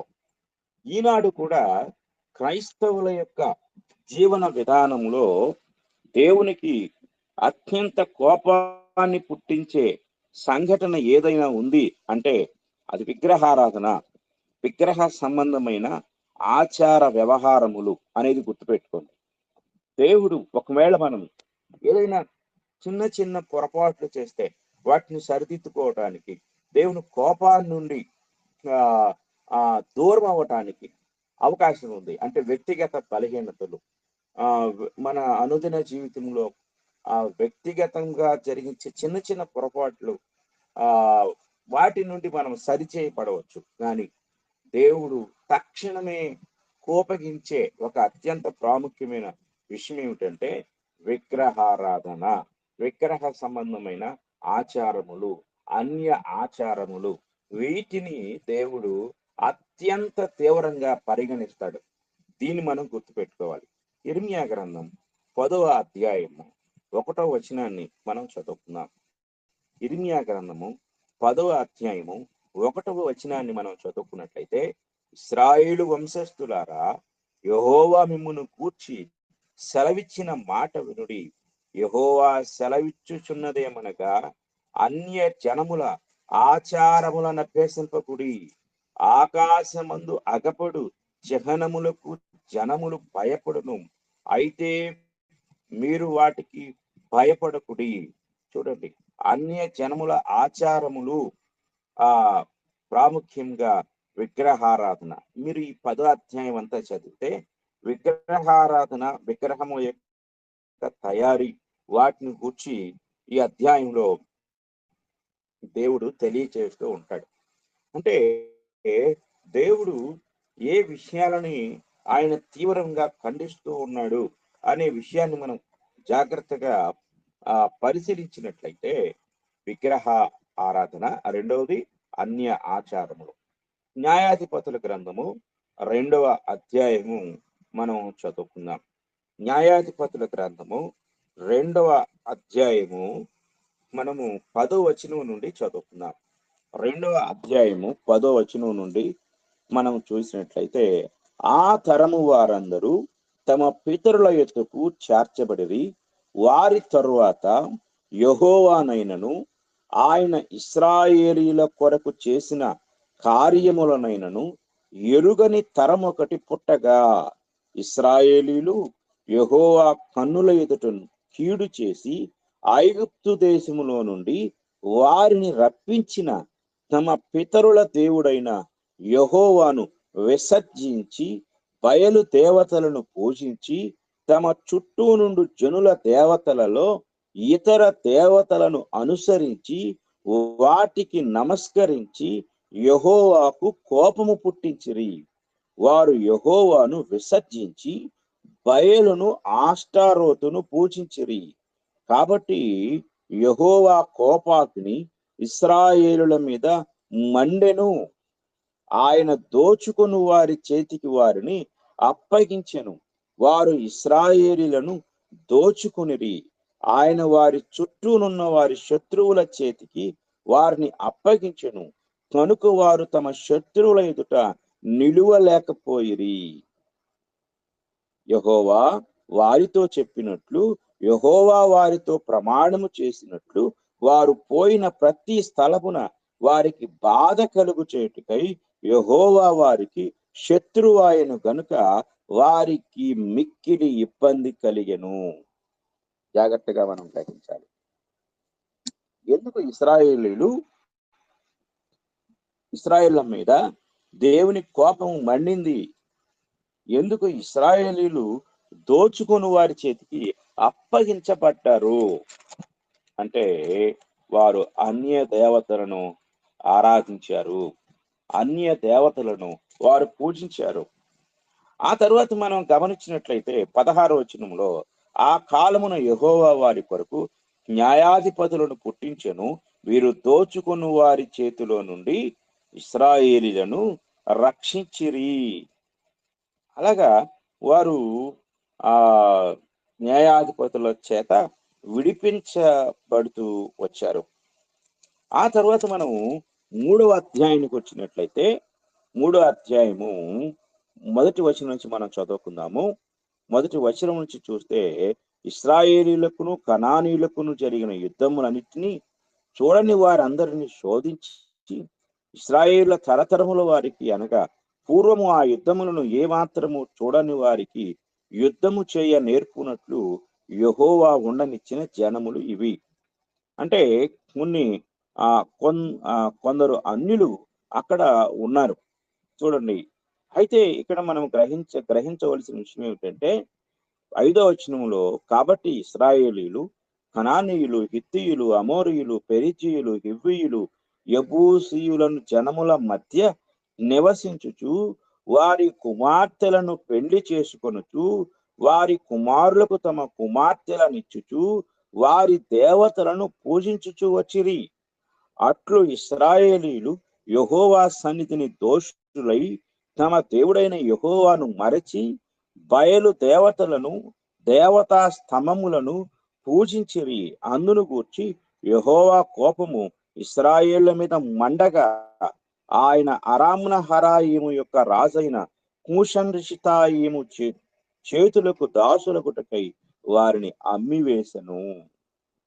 మీరు చూడండి, ఈ న్యాయాధిపతుల కాలం అంతా కూడా వారు అన్య ఆచారములను లేక విగ్రహారాధనను జరిగించుట, మరలా కొద్ది కాలము వారు బానిసలుగా అన్యులకు అప్పగించబడటము, మరలా వారు మొడపెట్టటము, దేవుడు వారిని విడిపించుటకు ఒక న్యాయాధిపతిని లేపటము, ఆ న్యాయాధిపతి వారిని బానిసత్వం నుండి విడిపించి కొద్ది కాలము వారు మరలా నమ్మకముగా జీవించడము, మరలా వారు విగ్రహారాధనకు లోనగటము, లోనైన తరువాత మరలా దేవుడు వారిని శత్రువులకు అప్పగించటము, న్యాయాధిపతుల కాలం అంతా కూడా ఇలాగే కొనసాగింది. అంటే తరచుగా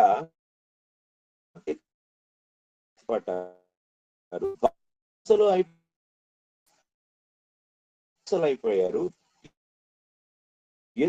రక్షించబడ్డారు.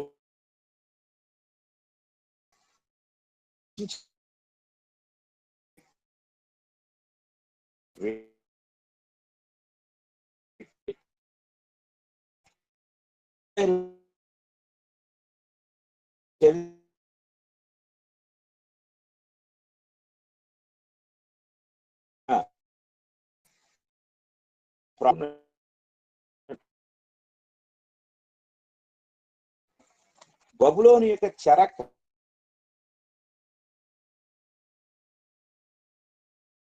సుదీర్ఘ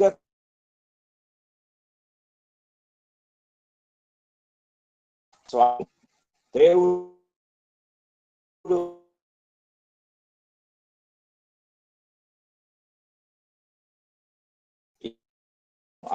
విడిచి దీర్ఘకాలము వారు బానిసలుగా ఉన్న సంఘటన మనం చరిత్రలో, ఇశ్రాయేలీ చరిత్రలో మనం గుర్తించవచ్చు. దానికి కారణాలను మనం ఆలోచన చేద్దాం. అందులో రాజ్యం 2 భాగాలుగా విడిపోయిన తర్వాత 10 గోత్రాలు ఒకవైపు, 2 గోత్రాలు ఒకవైపు విడదీయబడ్డాయి. అందులో 10 గోత్రాలను ఉత్తర రాజ్యము అని, ఇశ్రాయేలు రాజ్యం అని పిలిచారు. ఆ 2 గోత్రాలను దక్షిణ రాజ్యము అలాగే యూదా రాజ్యం అని పిలవటం జరిగింది. ఇలాగా 2 పేర్లతో విడిపోయిన ఈ యొక్క రాజ్యంలో వారు తరచుగా చెరకు అప్పగించబడిన సంఘటనలు మనం చూడగలం. 2వ రాజుల గ్రంథం 17వ అధ్యాయం, 2వ రాజుల గ్రంథం 17వ అధ్యాయము మనం చదువుకున్నట్లయితే 17వ అధ్యాయము 5వ వచనం నుండి చదువుకుందాము. అష్షూరు రాజు దేశం అంతటి మీదికి షోమ్రోను మీదికి వచ్చి 3 సంవత్సరములు షోమ్రోనును ముట్టడించెను. హోషేయ ఏలుబడిలో 9వ సంవత్సరమందు అష్షూరు రాజు షోమ్రోను పట్టణమును పట్టుకొని ఇశ్రాయేలు వారిని అష్షూరు దేశంలోనికి చెరగొనిపోయి గోజారు నది దగ్గరనున్న హాలహు, హాబోరు అను స్థలములందును మాదీయుల పట్టణములోను వారిని ఉంచెను. ఇది మనం జాగ్రత్తగా గ్రహించాలి.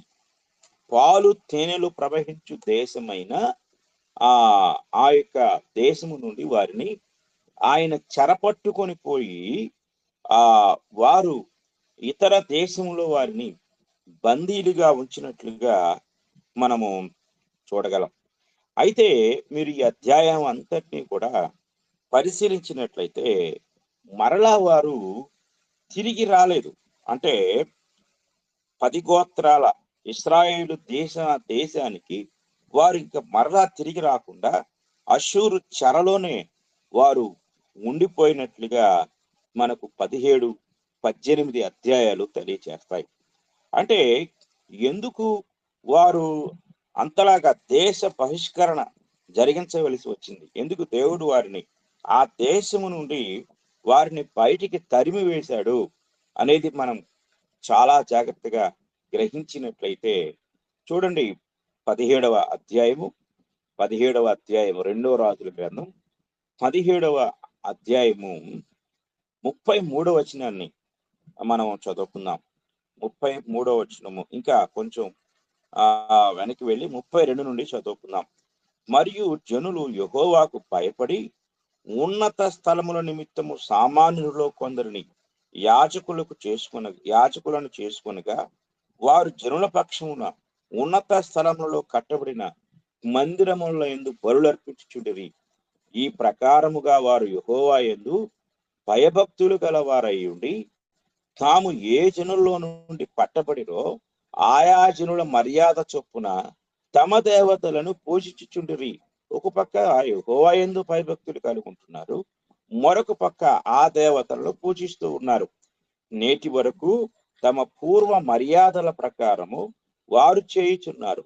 యెహోవా యందు భయభక్తులు పోనక వారితో నిబంధన చేసి మీరు ఇతర దేవతలకు భయపడకయు వాటికి నమస్కరింపకయు పూజ చేయకయు బలులు అర్పింపకయు మహాధికారము చూపి బాహుబలము చేత ఐగుప్తు దేశములో నుండి మిమ్మును రప్పించిన యెహోవా యందు భయభక్తులు కలిగి ఆయనకు మాత్రమే నమస్కారము చేసి బలులు అర్పింపవలెనని ఇశ్రాయేలుని పేరు పెట్టబడిన యాకోబు సంతతి వారికి సెలవిచ్చిన దేవుని సేవింపకయు ఆయన ఆజ్ఞాపించిన కట్టడలను గాని విధులను గాని ధర్మశాస్త్రము గాని ధర్మమందు దేనిని గాని అనుసరింపకయు ఉన్నారు.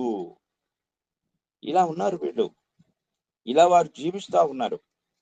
ఇలా జీవిస్తూ ఉన్న ఇలాంటి పరిస్థితుల్లో దేవుడు వారి మీదికి ఆ 10 గోత్రాల వారి మీదికి అష్షూరు రాజైన సన్హెరీబును పంపించాడు.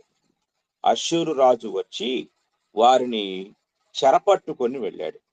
అలా చెరపట్టుకొని వెళ్ళిన ఆ 10 గోత్రాల వారు మరి అన్నటికీ కూడా స్వదేశానికి తిరిగి రాలేదు అనే విషయాన్ని మనము 18వ అధ్యాయంలో చూడగలం. ఆ తర్వాత మిగిలిపోయిన ఆ యూదా రాజ్యాన్ని గురించి మనం ఆలోచన చేసినట్లయితే 2వ దినవృత్తాంతముల గ్రంథము మనం చదువుకున్నాం. 36వ అధ్యాయం. 2వ దినవృత్తాంతముల గ్రంథము 36వ అధ్యాయము 11వ వచనము నుండి చదువుకుందాం. సిద్కియా ఏలనారంభించినప్పుడు, సిద్కియా అనగా ఇశ్రాయేలు రాజుల్లో అనగా విభజించబడిన ఇశ్రాయేలు రాజ్యంలో యూదా రాజ్యాన్ని పరిపాలించిన చివరి రాజు. ఈ చివరి రాజైన సిద్కియా ఏలనారంభించినప్పుడు 21 ఏండ్ల వాడై యెరూషలేములో 11 సంవత్సరములు ఏలెను. అతడు తన దేవుడైన యెహోవా దృష్టికి చెడు నడత నడుచుచు ఆయన నియమించిన ప్రవక్త అయిన యిర్మియా మాట వెనకయు తన్ను తాను తగ్గించుకొనకయు ఉండెను. మరియు దేవుని నామమును బట్టి తన చేత ప్రమాణము చేయించిన నెబుకద్నెజరు రాజు మీద అతడు తిరుగుబాటు చేసెను. అతడు మొండితనం వహించి ఇశ్రాయేలు దేవుడైన యెహోవా వైపు తిరగక తన మనస్సును కఠినపరుచుకొనెను. అదియుగాక యాజకుల్లోను జనుల్లోను అధిపతులకు వారు అన్య జనులు పూజించు హేయమైన విగ్రహములను పెట్టుకొని బహుగా ద్రోహులై యెహోవా యెరూషలేములో పరిశుద్ధపరిచిన మందిరమును అపవిత్రపరిచిరి. వారి పితరుల దేవుడైన యెహోవా తన జనుల యందును తన నివాస స్థలమందును కటాక్షము గలవాడై వారి యొద్దకు తన దూతల ద్వారా వర్తమానం పంపుచూ వచ్చెను. ఆయన పెందల కడనే లేచి పంపుచూ వచ్చినను వారు దేవుని దూతలను ఎగతాళి చేయుచు ఆయన వాక్యములను తృణీకరించుచు ఆయన ప్రవక్తలను హింసించుచు రాగా నివారింపశక్యము కాకుండా యెహోవా కోపము ఆయన జనుల మీదికి వచ్చెను. ఆయన వారి మీదికి కల్దీయుల రాజును రప్పింపగా అతడు వారికి పరిశుద్ధ స్థలముగా ఉన్న మందిరములోనే వారి యవనులను ఖడ్గము చేత సంహరించెను. అతడు యవనుల యందైనను యువతుల యందైనను ముసలి వారి యందైనను నెరసిన వెంట్రుకలు గల వారి యందైనను కనికరింపలేదు. దేవుడు వారినందరినీ అతని చేతికి అప్పగించెను. మరియు బబులోను రాజు పెద్దవేమి చిన్నవేమి దేవుని మందిరపు ఉపకరణములన్నిటినీ యెహోవా మందిరపు నిధుల్లోనిదేమి రాజు నిధుల్లోనిదేమి అధిపతుల నిధులలోనిదేమి దొరికిన ద్రవ్యమంతయు బబులోనునకు తీసుకొని పోయెను. అదియుగా కల్దీయులు దేవుని మందిరమును తగలబెట్టి యెరూషలేము ప్రాకారమును పడగొట్టి దాని యొక్క నగరులన్నిటినీ కాల్చివేసిరి. దానిలోని ప్రశస్తమైన వస్తువులనన్నిటినీ బొత్తిగా పాడు చేసిరి. ఖడ్గము చేత హతులు కాకుండా తప్పించుకొనిన వారిని అతడు బబులోనునకు తీసుకొని పోయెను. రాజ్యము పారసీకులదగు వరకు వారు అక్కడనే ఉండి అతనికిని అతని కుమారులకును దాసులైరి. ఇర్మియా ద్వారా పలకబడిన యెహోవా మాట నెరవేరుటకై విశ్రాంతి దినములను దేశము అనుభవించు వరకు ఇది సంభవించెను. దేశము పాడుగానున్న 70 సంవత్సరముల కాలము అది విశ్రాంతి దినములను అనుభవించను.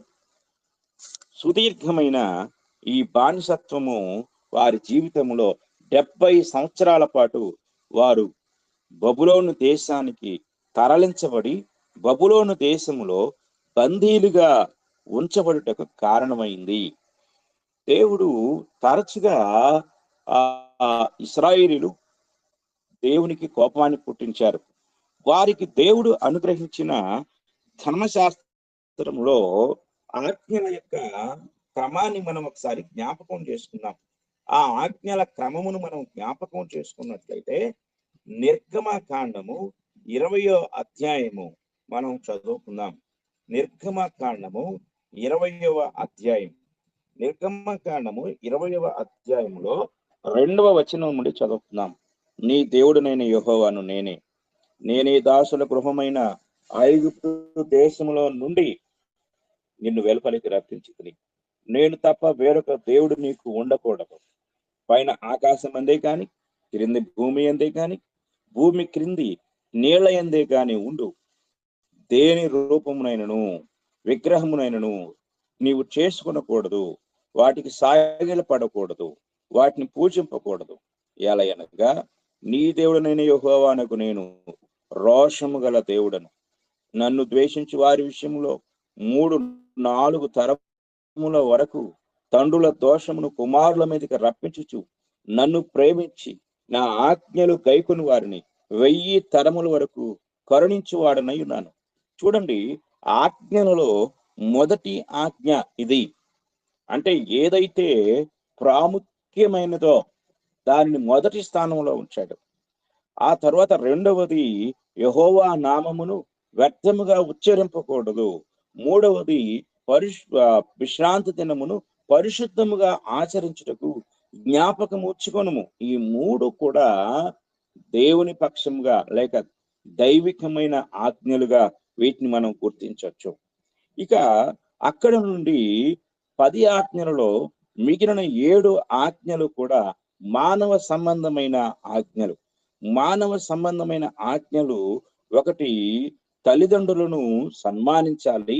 2, నరహత్య చేయకూడదు, వ్యభిచరింపకూడదు, దొంగిలకూడదు, పొరుగువాని మీద అబద్ధ సాక్ష్యం పలుకకూడదు, పొరుగువాని ఇల్లు ఆశింపకూడదు, పొరుగువాని భార్యనైనను అతని దాసునైనను దాసినైనను ఎద్దునైనను గాడిదనైనను పొరుగువాని దగ్గర దేనిని ఆశించకూడదు అనే ఆజ్ఞలు మానవ సంబంధమైన ఆజ్ఞలు. మనుషుల విషయంలో తప్పిదం చేసే ఆజ్ఞలు. అందులో ఒకటి తల్లిదండ్రులను మరి సన్మానించుట అనేది, నరహత్య, వ్యభిచారము, దొంగతనము, అబద్ధ సాక్ష్యము, పొరుగువాని పొరుగువాని ఇల్లు ఆశించడం. ఇవన్నీ మానవుల పట్ల జరిగించే తప్పిదాలు లేక అతిక్రమణలు. వాటికి దేవుడు ఆ పరిష్కారం లేకపోతే క్షమించడానికి అవకాశం ఇచ్చాడు ఆయన. అంటే ఒకవేళ అబద్ధం ఆడితే క్షమించే అవకాశం ఉంది, ఒకవేళ దొంగిలిస్తే క్షమించే అవకాశం ఉంది, ఒకవేళ వ్యభిచరిస్తే మనము దేవుని సన్నిధిలో వేడుకున్నప్పుడు క్షమించే అవకాశం ఉంది. వీటి చూడండి, దావీదు విషయంలో ఆయన 3 ఆజ్ఞలు అతిక్రమించాడు. ఒకటి వ్యభిచరించాడు, రెండవది నరహత్య చేశాడు, మూడవదిగా పొరుగు అని భార్యను ఆశించాడు. ఈ 3 కూడా మనుష్యుల పట్ల జరిగించిన పాపాలు. అక్కడ దావీదును దేవుడు చంపలేదు, కానీ ఆయన జీవితంలో శ్రమలకు అనుమతినిచ్చి శిక్షించాడు. కానీ మీరు ఎక్కడైనా సరే విగ్రహారాధన, అన్య ఆచారము జరిగిన చోట దేవుని కోపము వెంటనే రగులుకుంది, దేవుడు వెంటనే శిక్షించాడు. ఈరోజు ఇశ్రాయేలు జీవితంలో దేవుని యొక్క ఆ కోపానికి, వారి జీవితంలో శిక్షకు కారణమైన సంఘటనలు మనము జాగ్రత్తగా పరిశీలించినట్లయితే, విగ్రహారాధన అతి ప్రాముఖ్యమైన విషయంగా విగ్రహారాధన, విగ్రహ సంబంధమైన ఆచార వ్యవహారములు అనేవి మనము చాలా జాగ్రత్తగా గుర్తుంచుకోవలసిన వారమై ఉన్నాం. అంటే వారి జీవితాన్ని నేటి మన క్రైస్తవ జీవితంతో పోల్చుకుంటే దేవుడు అత్యంత కోపకారణమైనది. అలాగే ఆయన త్వరగా కోపాన్ని పుట్టించేది ఆయనకు ఏమిటంటే విగ్రహారాధన. చాలా మంది క్రైస్తవులు అనుకుంటూ ఉంటారు, నేనే విగ్రహారాధన చేయడం లేదనుకుంటారు, విగ్రహారాధన నేనేమి చేయడం లేదనుకుంటూ ఉంటారు. కానీ విగ్రహాల నుండి వచ్చిన లేక విగ్రహాలను ఆధారము చేసుకుని కల్పించబడిన ఆచార వ్యవహారములన్నీ కూడా విగ్రహారాధనతో సంబంధం కలిగి ఉన్నవి అని మనం గుర్తుపెట్టుకోవాలి. మనం పనిగెట్టుకొని ఒక విగ్రహాన్ని తెచ్చి ఇంట్లో పెట్టుకొని దాన్ని పూజించాల్సిన అవసరం లేదు. చూడండి, ఒకసారి కొరింథీయులకు రాసిన పత్రిక మనం చదువుకున్నట్లయితే, కొరింథీయులకు రాసిన పత్రిక కొరింథీయులకు రాసిన మొదటి పత్రిక మనం చదువుకున్నట్లయితే, ఆ పత్రికలో విగ్రహారాధన గూర్చి, విగ్రహార్పితాన్ని గూర్చి పౌలు గారు మాట్లాడుతూ 10వ అధ్యాయం, అంటే ఇది 8వ అధ్యాయం స్టార్ట్ అవుతుంది, 10వ అధ్యాయంలో ఒక విషయాన్ని చెప్తా ఉంటాడు. చూడండి, 10వ అధ్యాయము మనము 20వ వచనాన్ని చదువుకుందాము. లేదు గాని అన్యజనులు అర్పించు బలులు దేవునికి కాదు దయ్యములకే అర్పించుచున్నారని చెప్పుచున్నాను. మీరు దయ్యములతో పాలివారవటం నాకు ఇష్టం లేదు. మీరు ప్రభు పాత్రలోనిది దయ్యముల పాత్రలోనిది కూడా త్రాగనేరరు. ప్రభు బల మీద ఉన్న దానిలోను దయ్యముల బల మీద ఉన్న దానిలోను కూడా పాలు పొందనేరరు. ప్రభువునకు రోషం పుట్టించదమా, ఆయన కంటే మనము బలవంతులమా? అంటే పై వచనానికి వెళ్తే 18వ వచనంలో, శరీర ప్రకారమైన ఇశ్రాయేలును చూడుడి, బలి అర్పించిన వాటిని తినువారు బలిపీఠముతో పాలివారు కారా? అంటే బలి మనకు తెలియదు, అది విగ్రహార్పితము. మనము ఒకవేళ తెలిసే అది ఏదైతే నాకేంట్లే, నేను విగ్రహారాధన చేయటం లేదు కదా అని చెప్పి విగ్రహార్పితాన్ని తింటే, విగ్రహార్పితాన్ని తిన్నవాడు విగ్రహారాధన చేసిన వాడు ఇద్దరు సమానము. అంటే ఇక్కడ విగ్రహారాధన వేరు, విగ్రహార్పితమైన తినుట అనేది వేరు కాదు అంటున్నాడు. విగ్రహములతో ఆరాధన చేసేవాడు ఎంతో, విగ్రహానికి అర్పించిన వాడు దానిని తినుట కూడా అంతే అనే విషయాన్ని ఆయన అక్కడ తెలియజేస్తున్నాడు. అంటే ఇక్కడ విషయాన్ని విగ్రహార్పితమైన దాన్ని తినేదాని గురించి నేను చెప్పడం లేదు, కానీ విగ్రహాల నుండి పుట్టిన లేక విగ్రహ సంబంధమైన ఆచార వ్యవహారాలను ఏదైతే పుట్టుకొచ్చాయో, అంటే విగ్రహారాధన లేకుండా ఆ ఆచారాలు సాంప్రదాయాలు ఏమీ లేవు. ఆ ఆచార సాంప్రదాయాలను ఈనాడు కూడా మనం అనుసరిస్తూ ఉంటే మనం విగ్రహారాధికులమే. కనుక పరిశుద్ధతను కోల్పోయేది, లేక పరిశుద్ధతను పోగొట్టేది, పరిశుద్ధతను ఆటంకపరిచేది ఏమిటంటే విగ్రహ సంబంధమైన ఆచార వ్యవహారములు. ఈనాటి క్రైస్తవ జీవన విధానంలో కూడా ఏలుబడి చేస్తూ ఉన్న ఆచార వ్యవహారములు ఏమిటి అంటే విగ్రహ సంబంధమైనవి అని మీరు గుర్తుపెట్టుకోండి. కనుక దేవునికి అత్యంత కోప కారణమైన నైతిక పాపము కంటే కూడా ఆత్మ సంబంధమైన పాపము. నైతిక పాపము అంటే ఆ క్రింద ఉన్న 7 ఆజ్ఞలను అతిక్రమించడం, నిర్గమకాండ 20వ అధ్యాయంలో. దైవికమైన పాపము అనగా పరిశుద్ధతను భంగం చేసే, లేక పరిశుద్ధతను పోగొట్టే ఆ పాపం ఏమిటి అంటే పైన చెప్పండి 3 ఒకటి, ఆ మొదటి 2, 3 ఆజ్ఞలు. కనుక సాతాను తెలివిగా చేస్తున్న ప్రణాళిక ఏమిటంటే విగ్రహారాధన చేయకపోయినా పర్వాలేదు, కానీ విగ్రహారాధన నుండి పుట్టుకొచ్చిన అనేక సాంప్రదాయాలు, సంస్కృతులు, ఆచార వ్యవహారాలను క్రైస్తవులు చేయుట ద్వారా దేవుని కోపాన్ని పుట్టిస్తూ ఉన్నారు. పరిశుద్ధతను కోల్పోతున్నారు. క్రీస్తు రక్తమును అపవిత్రపరుస్తున్నారు. కనుక దయచేసి విగ్రహార పరిశుద్ధతను పోగొట్టేది, లేక పరిశుద్ధత నుండి వేరు చేసేది ఏమిటి అంటే అన్య ఆచారములు. క్రైస్తవులు తమ జీవన విధానములో ఈ అన్య ఆచారముల నుండి ఫిల్టర్ చేయబడవలసిన వారై ఉన్నారు. అలా మనము ఫిల్టర్ చేయబడిన జీవితాన్ని జీవించకపోతే పరిశుద్ధతను కోల్పోతామని, వాటన్నిటినీ కూడా పరిశీలనాత్మకంగా పరిశీలిస్తూ మన పరిశుద్ధతను కొనసాగించాలని నేను మీకు తెలియజేస్తూ ఈ యొక్క మాటలను ముగిస్తూ ఉన్నాను. ఇంతవరకు శ్రద్ధగా విన్న మీ అందరికీ నా హృదయపూర్వక వందనములు తెలియజేస్తూ ఉన్నాను.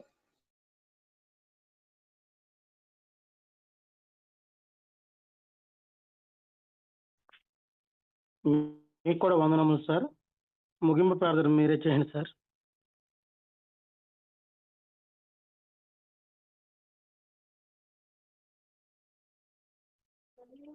సార్ ముగింపు ప్రార్థన మీరే చేయండి సార్, దేవకర్ణ గారు. పరిశుద్ధుడైన తండ్రి, మీ పరిశుద్ధ నామమునకు స్తుతులు, స్తోత్రములు, కృతజ్ఞతలు చెల్లిస్తున్నాం. ఆనాటి ఇశ్రాయేలు జీవితంలో తండ్రి వారు ఏ ఏ విషయాలలో తప్పిపోయారో ఆయా విషయాల్లో తండ్రి మరి వారిని గురించి మీరు మాకు తెలియచేస్తూ నేటి క్రైస్తవులముగా మా పరిశుద్ధతను మేము కాపాడుకునే విషయంలో మేము జాగ్రత్త వహించు భాగ్యం మాకు అనుగ్రహించండి. అంటే మేము మా యొక్క అనుదిన జీవన విధానంలో ఎక్కడైతే తప్పిపోతున్నామో, ఎక్కడైతే అన్యత్వంలో పడిపోతున్నామో వాటిని దృష్టి పెట్టి మేము జాగ్రత్త వహించడానికి కృప అనుగ్రహించండి. అలాగే నేటి దినము ఎందరైతే తండ్రి ఈ యొక్క మరి కూడికలో పాల్గొన్నారో తండ్రి, ఈ వేదిక దగ్గరకు వచ్చారో వారందరినీ మీరు దీవించి ఆశీర్వదించండి. వారు వింటున్న మాటలను వారి హృదయాల్లో భద్రపరుచుకుని జాగ్రత్త వహించుటకు కృప అనుగ్రహించండి. మేమందరము కూడా మీ మహాకృప ద్వారా మాకు మీరు అనుగ్రహించిన రక్షణను పోగొట్టుకోకుండా జాగ్రత్తగా బ్రతికే భాగ్యం దయచేయండి. దయగలిగిన తండ్రి, మీకు స్తుతులు, స్తోత్రములు, కృతజ్ఞతలు చెల్లిస్తున్నాం. తండ్రి కనికరించండి. మీ కృప, మీ జ్ఞానం, మీ సహాయం మాకు దయచేయండి. విశ్వాసముతో, భయభక్తులతో మేము జీవించుటకు తగిన కృప దయచేయండి. మా రక్షణను కాపాడుకునే భాగ్యం అనుగ్రహించండి.